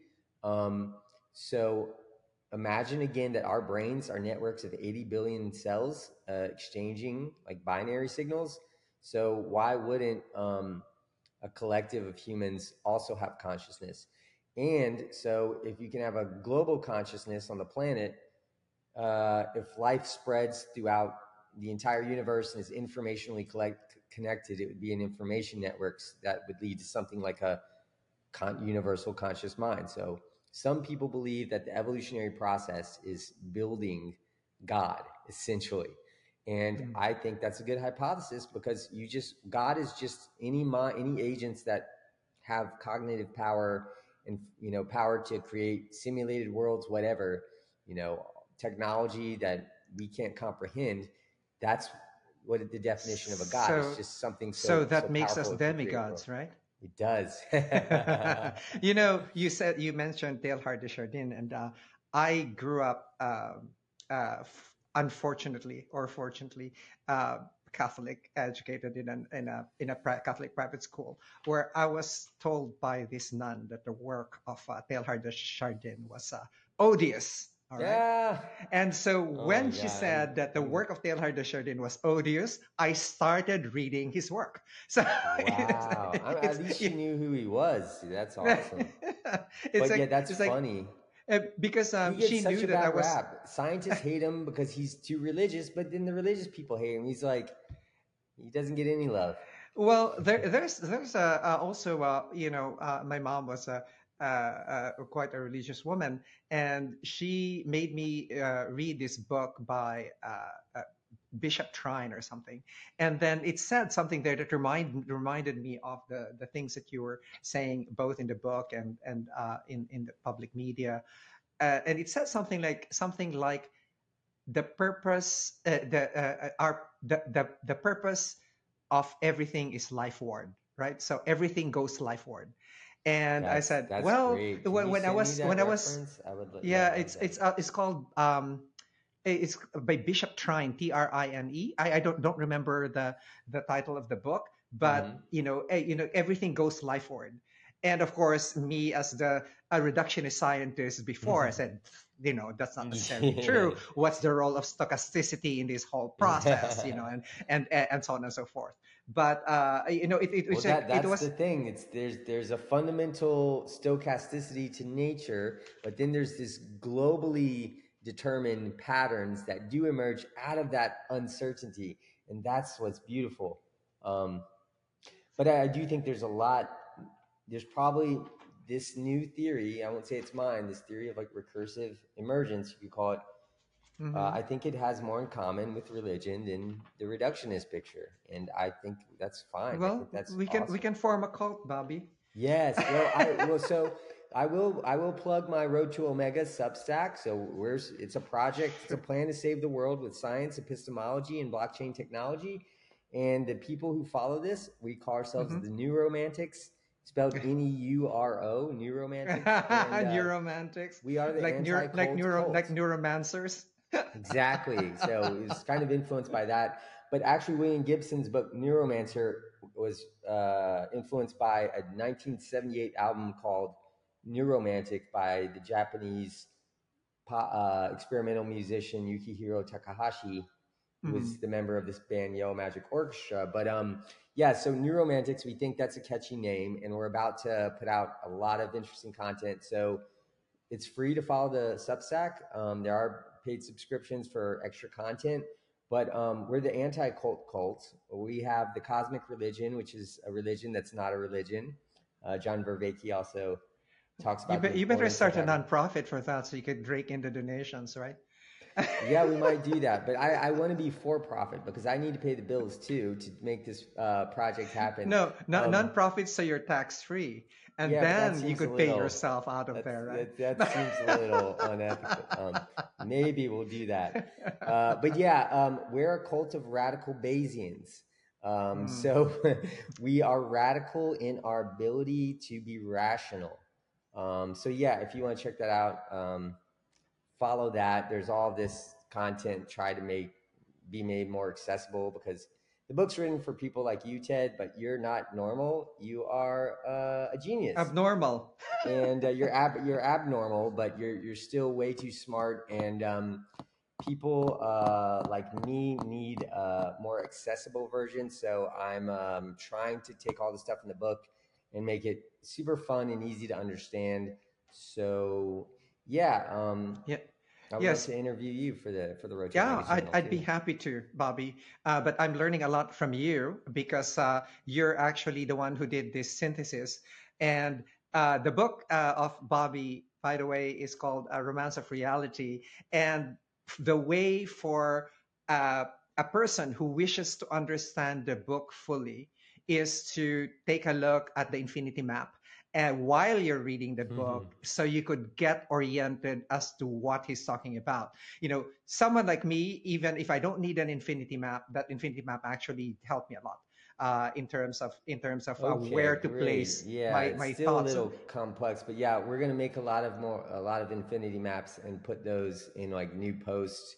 Yeah, that's a concept mapping software that one of the new romantics, Oliver Wan, helps me with. Yeah. Yeah, it's interesting because I look at all the names in the references in the. It's like I know the works of this, and in all those like I've read works of these people, Yeah, I and was it kind of was showing fun. off. Yeah, Y- no, it is a good. It tells people. Yeah, because there's so much amazing literature there that Yeah. people don't know about at all. So my book is not really, it's my synthesis, but none of it is like my idea. It's all just reference. It's all just summarizing past work and showing how this Hmm. theory emerges from all the other people's work. Yeah. So I'm Yeah. kind of like a So journalist. I take like a journalist approach, sort of, in that book. so let's since you're the one who's into simplifying this thing, so let's break down your synthesis into just three things, and I'll so that it's easier for our listeners to understand or our viewers to understand. Now, I was actually, I have a little story here. It was in, the book was published in '06, but I was flying from, I think, Barcelona to Gran Canaria for a vacation in 2007 when I was reading Into the Cool by, Schneider and Yeah, and Dorian Schneider and Sagan. Sagan, right? Yeah. And I said, well, it was there that struck me. It's like, you mean the life on Earth is just the thin coverlet of life on Earth is just its mechanism to actually draw heat away from itself, and and that actually floored me. It unnerved me for my entire vacation. So, Well, if you read that, like in that book, they also question it because they also are like there could be a teleological cosmic thing. Like I don't think it's funny because I saw the same thing, but I didn't take it the same way. And Jeremy England didn't either because he's Jewish and his book is kind of, it has all these biblical passages and from the Torah in his yeah, book on this, like every life is on fire. But for me, what I saw is that life is inevitable. It's built into the design of the universe. And yes, it does this dissipative thing, but to me, that theory just says that life is part of nature. It's inevitable. It doesn't, to me, say that it's only here to draw out, to produce heat. So this is the first, by the way, just to organize this for people who are viewing or listening to us. This is the first part of the synthesis I was talking about, which is about thermodynamic equilibrium, but it's equilibrium, second law of thermodynamics, but it's thermodynamics is far from equilibrium, and in order to maintain that, you need to feed energy.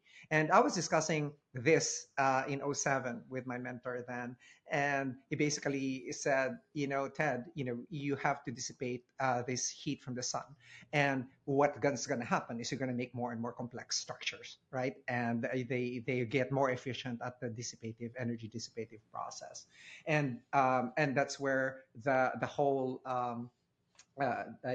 I actually memorized your synthesis in the acronym TIE. And the one is thermodynamics, the second one is information, and the third is evolutionary theory. It's TIE. That's yeah, how I tie up your synthesis. yeah, So, that's so, nice. so, Yeah, so those three things become the new evolutionary synthesis. Yeah, the integrated yes. evolutionary synthesis. Yeah, So can you I just might throw inform cybernetics us? in there though. Can you inform us, how thermodynamics works uh, far from equilibrium? Yeah, so it gets some people might be listening to this and find it a little bit confusing because equilibrium, when ecologists use that term, they're talking about a kind of ordered state, like a dynamic, steady state. So you can have an equilibrium like a society is like in an equilibrium, but the way equilibrium was traditionally used in thermodynamics was to mean, for example, if you have, let's say, a sink full of water and then some of it's cold and then you pour some hot water and then there's like a hot little spot. So if you give it enough time, that system will come to equilibrium and all of the hot water will spread and dissipate throughout the system, and it will be one uniform temperature. It won't be just hot, one space and then cold in the other. So equilibrium is just when things have relaxed to a state of stasis. And so Hmm. that's death. So like a living thing, if it stops eating food, it stops getting energy and it dies, it just slowly starts to deteriorate, and then its molecular structure breaks down and then it just kind of gradually like fades away. So to maintain an organized state, a state that's far from thermodynamic equilibrium, a system must be feeding on energy from the environment. And then so it's this informational system. It's feeding on energy, and it's like as it feeds on energy, it's this kind of cycling system. Like a living system is kind of, it's not like a static object. It's like a dynamic process. All these cells, doing all of these things, communicating, signaling each other. And so for all that to be working, it has to have constant energy. But the way I see it is not as like life as this process of, yeah, it has to dissipate this energy, in the form of heat. What I see it is that the universe has all of this energy that's free energy, that's energy ready to do work, and it flows through matter, and then it starts to structure matter into life, and then it just keeps like, like creating copies, and then the structure gets more and more elaborate. So the way Harold Morowitz talked about like a fourth law, he was like, this law of like the energy that moves through us, flows through a system, organizes that system. And so that's how I see this story of the second law, this tendency towards life. It's not that just life is providing a mechanism for, dissipating that energy. I think what the story is that energy starts flowing through matter and then creating ever more elaborate structures. And these structures, the more complex they become, the more energy they consume. So there is this story of increasing entropy in the form of heat, but there's not a story of increasing disorder. It's just order can keep growing, and it's seeming like there's no limit to the energy supply. There's dark energy always being created. You can see it. Sean Carroll has a blog that says energy is not conserved. At the And beginning, that yeah. and that pathway is inherent, you think? Yes, with cosmic conflation theory, even at the beginning of the universe, there was energy being created, matter and energy being created for a pretty long time. And now they just say, they talk about energy completely differently. There's all this positive energy being created, and they say there's like negative energy is the energy that corresponds to the gravitational force that corresponds to the new mass and energy that's being created. But you can use that energy, like that it's free energy seems to be being created. Like it's not. And so I wrote an article called "Life Need Not Ever End" for Noema, and David Deutsch shared it, and then Sabine Hassenfelder commented that she had made a similar argument in her book. So it seems like the heat death hypothesis may be going out the window, and that maybe complexity can grow forever, and maybe there's no limits to life. Yeah. It's an Well, exciting time in science. Yeah. well, it's actually interesting because I deal with this on a very molecular level, right? And the initial the studies now on coacervate droplets that are forming, and then for the origins of life kinds of studies. And I was actually fascinated because, for example, in the mitochondria, if you take a look at the origins, it was actually dissipating a gradient, a proton gradient that was formed naturally, and that what we did over time was actually automate the process. We now have the electron transport chain, actually, where everyone in biochemistry is just focused on the electron transport chain. I said, no, guys, take a look at the proton gradient. That's what's getting dissipated in order to produce energy, right? To produce the ATP in the body. And that's my Yeah. lifelong love And that's affair great. with Yeah. gradients, right? It's like it Yeah. was natural before, right? It was but then over time in evolution, we actually basically automated the process. We made it from a passive to an active process. Well, and when I'm saying that there's no energy limits, that's my point, that we never run out of gradients. And so basically, and Alan Guth says the universe is the ultimate free lunch. He like, makes that statement. So yeah, it's great that we have gradients. It's that's how nature gets its energy. I guess I'm just saying that when it's dissipating energy, you can look at that same process as saying that thing is consuming a lot of energy. It's just Hmm. using a lot of energy, and it's using it up. But my point is, when you see energy being dissipated, that means you've got a complex structure doing some like information processing. Right. Which is the second part of what I wanted to discuss to you about is the information theory and how it is tied up to the synthesis, right? Of to the unifying theory that you have. So I think what evolution is, Darwinian evolution, is so when something is adapting, and basically it's an organism, it's like a species of organisms, and that organism is basically has a survival problem, as all of these this list of problems, things that it must do to survive, which gives it goals. Mhm.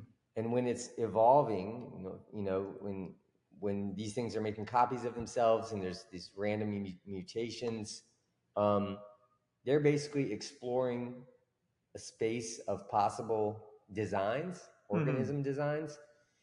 And You're sounding like Levin, huh? yeah, but I didn't know Levin More was for more talking for about. space. I didn't even know. I wrote this stuff in chapter 6, Mm. and I just sent it to Levin because I just presented with 2 co-presenters day before yesterday to his lab. Mm. So we're discussing this stuff now, and I just put in my attached my book, but because this stuff relates to Gödel's theorems in a really interesting way. But we'll have to talk about that maybe in the future if we have another Yeah. discussion. But Oh, yeah, oh, he's thinking about it over in the right reverse. way. So We'll talk about it over reverse osmosis water. How's that? yeah, that'd be awesome.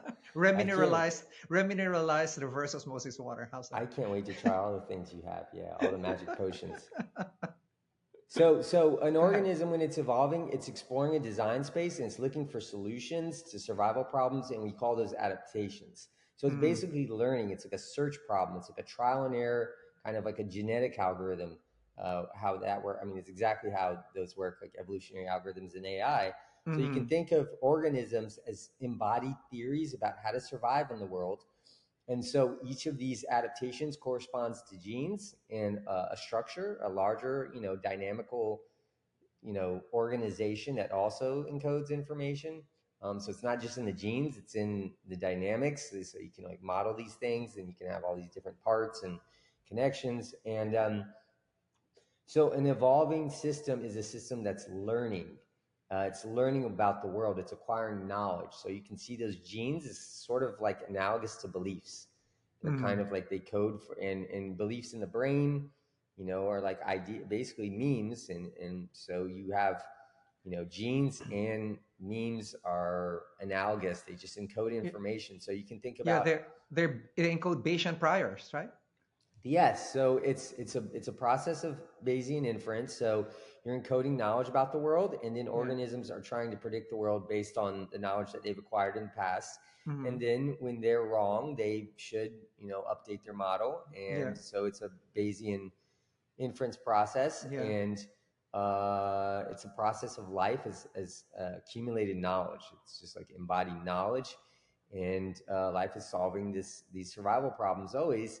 And then the thermodynamic story becomes kind of secondary. It's just saying, to do all of this process, you need energy, and you're dissipating energy, and you're feeding on gradients. But it's really more about the knowledge creation than it is about the heat creation. The heat Yeah, creation is and just a you need to, byproduct. yeah, you need to be able to preserve that in order to navigate the next world that you're in, right? Yes, So, you have to so preserve that that, yeah, structure and so that structure, knowledge. and that's the reason for I was actually I don't remember whether or not you uh, mentioned epigenetics in that book, right? Because I think I mentioned it a little bit because I do say yeah, it's like Lamarck's revenge. Like everyone was like, "Oh, no, no, Adam." for Everyone me, was so against you the can, idea of inherited yeah, you can lump traits. the information into both genetic and epigenetic changes, right? Epigenetic changes are not in the genes Genome, themselves, but yeah, in the epigenome, right? But yeah, that still is an still, encoding information. It yes, is still heritable, right? When yep. I in think it that, plays a way bigger role than we realize too. yeah. Yeah, I again, we in the home hope in the health optimization medicine academy, we have an entire module on epigenetics, and That's it great. just, for me, it just, just having to review that module before it gets posted to students, it just gives you all of these ideas again, because I always view the world with an evolutionary lens. As I was about to write a book before, my second book, but the publisher said, I said that my audience is doctors, and she said doctors don't read, Ah, um, and I shelved it. unfortunately, that's probably more true than Is not. But shelved it, but in it was actually something that you mentioned in your lectures, which reminded me of when I was writing about disease causation. Right, of course, Buddhism has dependent origination, but when writing about theory of medicine, you write about disease causation. So the first time that disease causation was magical, right? You peed on a mound that was the house of a dwarf, and now you have UTI, right? That's the magical version, right? And then there's the religious version, right? So the person is possessed. That's why he's having all of these seizures, right? He's possessed by the devil. So they would trepine the head to let the demon out, right? So you can see holes in the skulls, right? And then so scary. Yeah. yeah, and then came the empirical phase, right? The empirical phase, which is like, okay, you give an antibiotic, then you kill the bacteria, or you do this surgery and then you remove the tumor. That's the empirical phase. And then we went to the rational phase. Well, if you have the following lifestyle factors, chances are you get a heart attack by X, right? That's a statistical. So right now we're the empirical rational mode of medicine, but I think we have to go now to the evolutionary mode of medicine, which is Yes. which we have to answer the question, like, you know two questions: how do we get sick, right? What makes us have the propensity to get sick, and how do we get healthy? And answering that in terms of the way the body actually anneals itself. You use that Yes. term. I love anneal. Yeah, Because I love the that term. body heals itself, right? So over evolution, it has accumulated a lot of annealing mechanisms, really. And I do do you think they're annealing. Yes, that's really interesting. Yeah. yeah, before this conversation you're having, we were discussing about pain. One of the questions we ask in evolutionary medicine is really, uh, how much of the pain should we actually inhibit via, Yes, because it's telling like, us something yeah, informative, right? right. Like you don't and want to and what it inhibit it too does, much. Yeah. as you point out in your book, it actually influences behavior. Say you sprained your ankle, right? The pain forces you to sit down and to remove the weight from your Yeah. ankle, right? It also swells. It's like a cast, right? So the question now is, how much should we interfere with these natural annealing Yeah, mechanisms, it's right? feedback. And if you didn't Yeah, have that feedback, you would right. damage your body because you would just push it too hard. You would just try to do things that you shouldn't do. Right. And annealing is part of what's preserved in that Yeah. information. What should the organism do when this particular thing happens? And I think that's from magical, religious, empirical, rational, and evolutionary. And I think I'm seeing the next session now, the next epoch now, as after evolutionary would be energetic, right? It's like these energy patterns that are I think actually we have flowing to in space. combine it like energetic informational, like make it one term but Yeah, include informational. that's true. Energetic informational. Or So maybe thank even you. cybernetic. The reason I like Yes. cybernetics because it's all about loops. It's all about feedback and updating and like Yes, so. that was actually my fourth question here, is why you would actually include cybernetics. But let's get into evolutionary theory first, right? And how it ties to your unifying theory, like Okay, I do have to BVSR. run at Yeah. 5, but Yes, sir. I'm having a lot of fun, so I can probably go a little bit over. Um, so how? Sorry, repeat that once more. So, how does evolutionary theory figure into the unifying theory, the BVSR, blind variation, Yeah. selective retention? So, yeah, that mechanism you mentioned. So we normally think of Darwinian evolution as, survival of the fittest and competition, but in the book I argue that self-organization is just as important of a part of evolution. And so that's when things come together rather than Mm, compete. They form a collective, and so the systems come together and form what some call a meta system. mm-hmm, So when we form society, it's still kind of what Darwinian evolution of the standard type is doing. But instead of searching for these adaptations, we say, we just said that organisms are kind of searching a problem space or a mm-hmm, design space for solutions to this survival problem. So they're kind of, the biosphere is kind of searching for adaptations. It's like life is trying to find the most optimal form for these different niches. Um, so the evolutionary model includes competition and cooperation, and it's the cooperation that forms these new levels in the hierarchy. So it's only, when you have a species and they're competing, it is optimizing the individual organisms, because when they compete, only the fittest survive. So the optimal designs get encoded into the population, but you're just playing what's called a zero-sum game. Right. And if you learn that you can come together and that you can actually meet your energy demands with less work if you come together, so there's a thermodynamic benefit to coming together, you can form a larger system, you can form a larger agent, Right. a meta agent. And so we have to realize that and come together, for example, as a nation right now, we're being pulled apart by this polarization process, and it's creating instability, and there's going to be a bifurcation point coming up. So it's like, Right. do we collapse, or do we take this idea of being able to find a synergistic collective configuration? And so I think it's, usually it happens without organisms even consciously realizing it. You kind of just, by accident find these little relationships that are beneficial. But I think we now need to do it at the national and global level. So yeah, this evolutionary theory of the book, it's very practical. Yeah. It says that, we are going to accomplish our goals. We're going to need to be able to extract more and more energy from the universe, because that's the problem. We're running out of energy. We can't.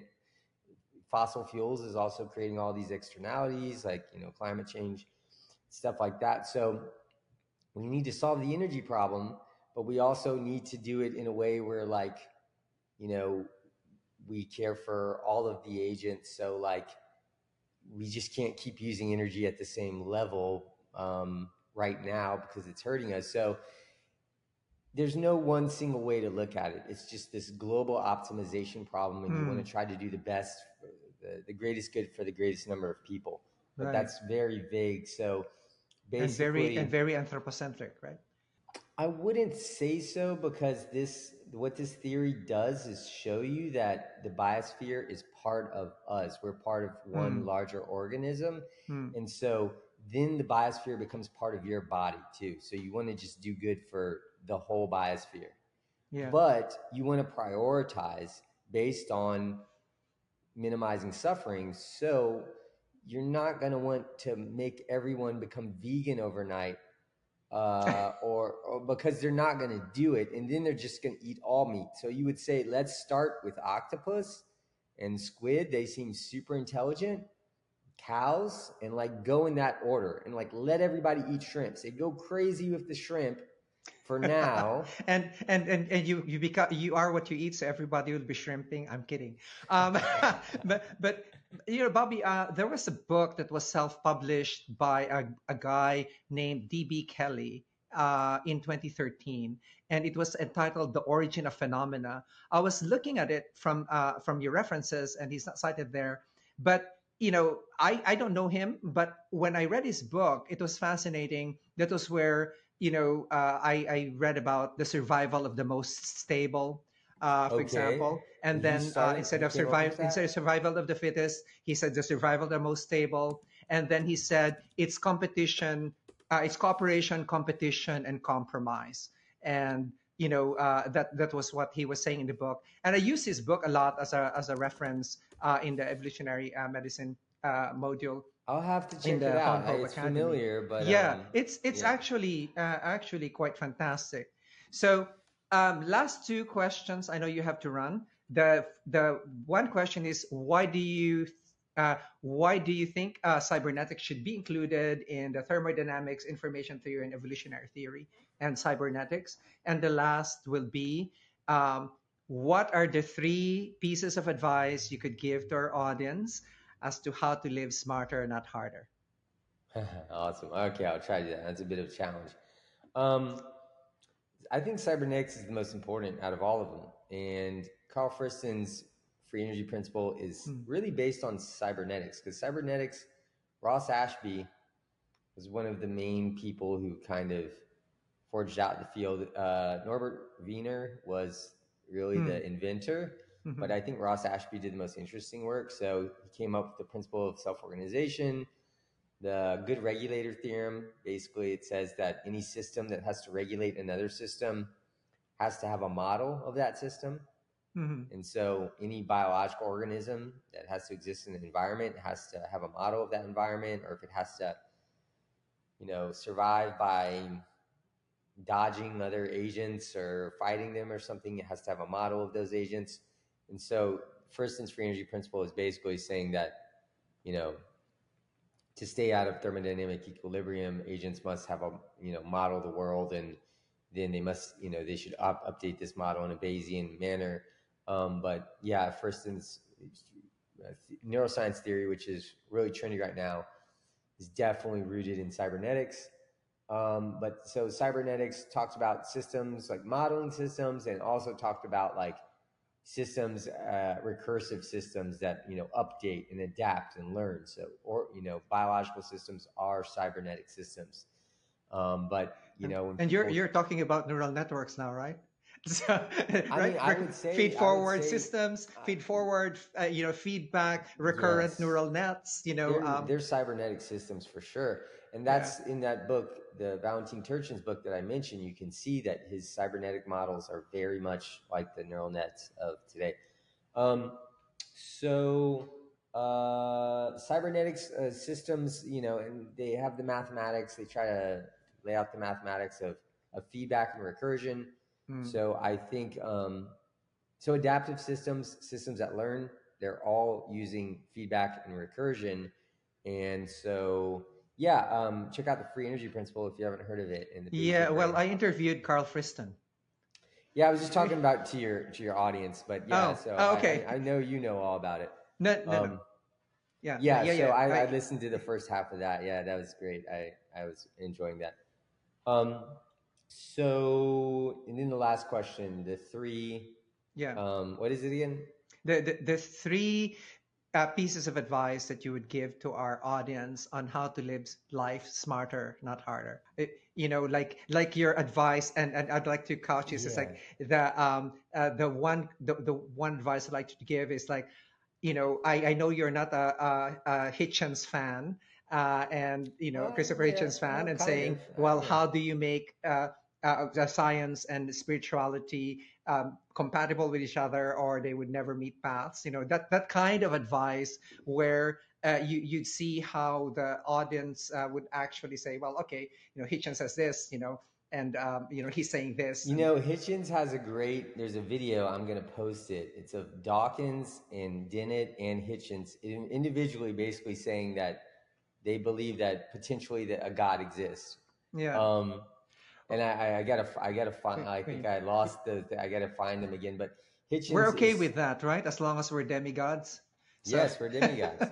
Well, that's what. So Dawkins basically said, I could be persuaded that some mathematical genius created the universe, and he said the God of the physicist, the God of Paul Davies, you could make a good argument for that. And then Dennett was being asked on the Closer to Truth channel, which is great, about if there could be a creator. And Dennett says, well, maybe, but I don't think it's an interesting question. Of course it's an interesting question, and of course it's really huge. You said maybe. So here's my thing. When I understood that we could create digital conscious agents, well, let me not make it about me. If you're taking a Bayesian approach, and an empirical approach, and we come to a time where we start to create simulations that are agents, let's say they're conscious agents, we haven't done that yet, but let's say we can do that. At that moment, then, because prior to the computer, if someone's like, could this universe be created? You would be like, no, there's no scientific theory for that, because there's no mechanism for that, right? But once we do it ourselves, suddenly that must be added to the possible theories of the creation of our universe. If we create a universe in our universe, we have to ask, is our universe such a creation? Because then you get into this relative thing where you don't know how, the stack, like how far it goes. Like our universe could be the creation if we're doing the same thing. Of course it can be. I mean, that's what makes it so. A Bayesian approach would add that. As soon as we do it, you add that to the list of possible theories. Maybe you don't give it a high weighting, but you got to put it there and you got to give it some non-zero weighting. And so I think now that it's probably more likely that our universe isn't the first, it's nested in a series. And if that's the case, then it's not even like a supernatural thing. It's just an agent that's far more powerful than us. Relative to us, it's a god. But that agent might be clueless about where it came from. It might be creating us, our universe, to answer the question of where they came from, the same way we want to ask our AI. Like if we get AGI, like, is there a God? Like we want to ask. It's like an infinite regress. Well, so yeah, you always have the infinite regress problem. What I'm saying is maybe that's not a problem. Maybe Or turtles all the way down, according to Sturgill well, so Simpson. I'm not saying, so my only point is, so it doesn't handle the infinite regress problem. But what it does say is we're epistemically, we shouldn't be confined to believing in just this universe. Why? Because the fine-tuning problem is a very difficult problem. And the multiverse answer, I'm not even going to go into that now, but the typical answer for that, I don't think it holds up. So I think it's more likely that this universe has another, is a baby universe and has a parent universe, and maybe a whole series, and you can see that evolutionary refinement of the constants. And that's what Lee Smolin's cosmological natural selection video theory argues in a way. But so in that, there's no God. But what I'm saying is, if you have this process of universes leading to other universes, they've led to us, we're creating virtual universes. So there's probably a whole nested chain, and this progress will lead to gods. It will lead to agents that create new agents. So there's no reason to think that we're not a product of an agent, of an intelligent agent, if this process continues as the way it seems, because we're creating them. But yeah, so knowing that, how do we live our lives better? Okay, so what does all this mean? Yeah. I think that reality is fundamentally purposeful. I think we live in a purposeful existence, meaning I don't think all possibilities are realized. I think there's this evolutionary process that realizes, basically, you see these stable states, and you see this process of recursive self-organization and hierarchical emergence. So I think that reality has these two qualities. It's going to always be in dynamic tension between like problems and solutions. And so we're never going to reach a utopia, but things just are going to keep getting better. But then there's going to be like chaotic points. So there's phase transitions just all the way up. And so if that's true, so I have a post, it's very practical. This is sounds very abstract, but there's a kind of what I would call self-help system that I've tried to design. Yeah, right. Called the teleological stance. And it says that you're an agent with a goal, and that goal is your individual goal of whatever makes you happy in life and, productive. But that should be nested within the collective goal of facilitating the continual persistence and progress of life. And So if your in other words, you want to align, wake up the cosmos. I want to wake up the cosmos. I want to wake up the collective human mind. That's my personal motto, democratize enlightenment. So yes, and I think Sean Carroll's coming out with a book called Democracy, which is interesting. But yeah, so I think that we need to, as a collective, start, and as individuals, we need to have a mental phase transition where we realize we're part of this larger system and that we have agency and we can make a change. So we have free will. We can actually create these butterfly effect type processes where we can come up with an idea, and if we are clever about how to make it go viral, we can enact change very quickly. So I think we need to do that. That's the first thing. The second thing, so that's practical. We need to kind of like take this stance where we're looking for solutions to problems. and we're kind of getting in that mindset and spreading that mindset. The second Yeah, thing is more about the like spiritual. put LSD into water, right? Well, that would be a quick way to do it, yeah. And that kind of leads to the second thing. We don't. I do mention something like that in the book at the end, but the second thing would be embracing spirituality. Doesn't need to be this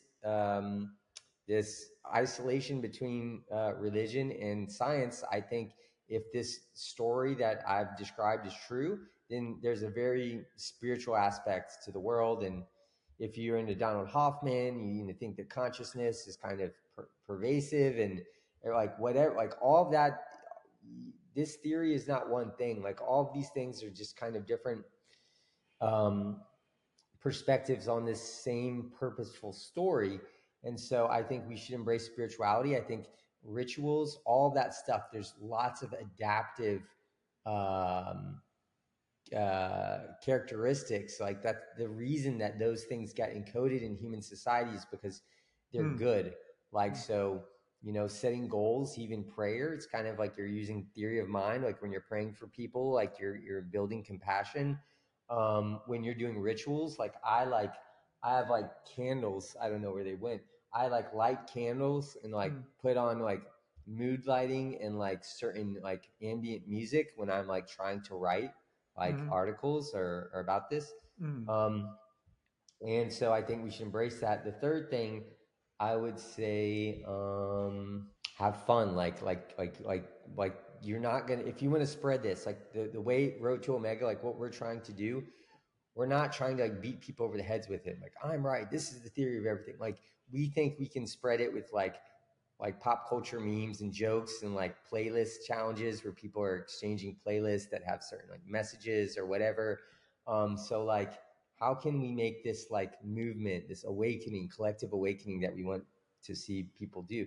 How can we make it like fun and cool and not some like lame, like, all right, people are going to blow it off because it's like woo woo or whatever. Like, how do we make this fun? How do we make it like people got into Game of Thrones and Stranger Things? How can we make what we're trying to do with psychedelics and like expanded consciousness? How can we make that part of the cultural zeitgeist? Yeah, yeah. My last comment here is like, why is it just teleological? Why not a teleological and semantic self-help, right? Because it's purpose and meaning, and it's That's essentially better. Teleosemantic. Yeah. teleosemantic, right? So you have that, and I've been waiting for you to say that. Where's this meaning happen here? But I said, well, I'm just going to suggest it towards the end. Bobby, thank you so much. I know we've extended like 10 minutes over our allotted period, but this has been a most enjoyable conversation. We're neighbors. I hope to meet you in person fairly soon. I know we both travel widely, and so we get a good time during our downtime, probably during the holidays or so. Well, the I'm holidays traveling is in also. Halloween in November to London and Barcelona, but I will probably see you before that. Maybe if you want to have lunch in a month, that'd be great. Yeah. That would be perfect. That would be perfect. Thanks, Bobby, and Awesome. Thanks, thank man. you for your book, guys. I actually encourage you to read the book. It is eminently readable, and if you're like me, who's you know. Uh, both auditory and visual, and sometimes I buy a book just for the diagrams. Then you could actually supplement it with an infinity map and take a look at what is up to in terms of the discussion, and you could follow it very, very closely. And you can actually not just intellectualize it, but the whole thing is to get a feel, right? It's a difference between information and knowledge. And for me, my definition of information is just it's organized data, right? Well, trust me, I'm someone who studied medical informatics, right? But knowledge is personalized information, and by doing this, you will begin to know. And there's a certain feeling state that goes with knowing, right? Which you could use for good or ill, like I know what you did last summer. So, so thank you again, Bobby. Thanks, And Ted. I This hope has to been meet you great. soon. Yeah, you too. This was really fun. Thanks a lot. Okay, bye. Bobby and I have discussed the possibility that the universe may be one large neural network. We also defined what is life, what is consciousness, what is a self, what is attention. We also discussed the integrated evolutionary synthesis. that uses concepts and examples from thermodynamics, information theory, evolutionary theory, and cybernetics to explain the progression from inanimate matter to life to mind as a lawful progression in cosmic evolution driven by knowledge acquisition. I hope you enjoyed this podcast. Thank you.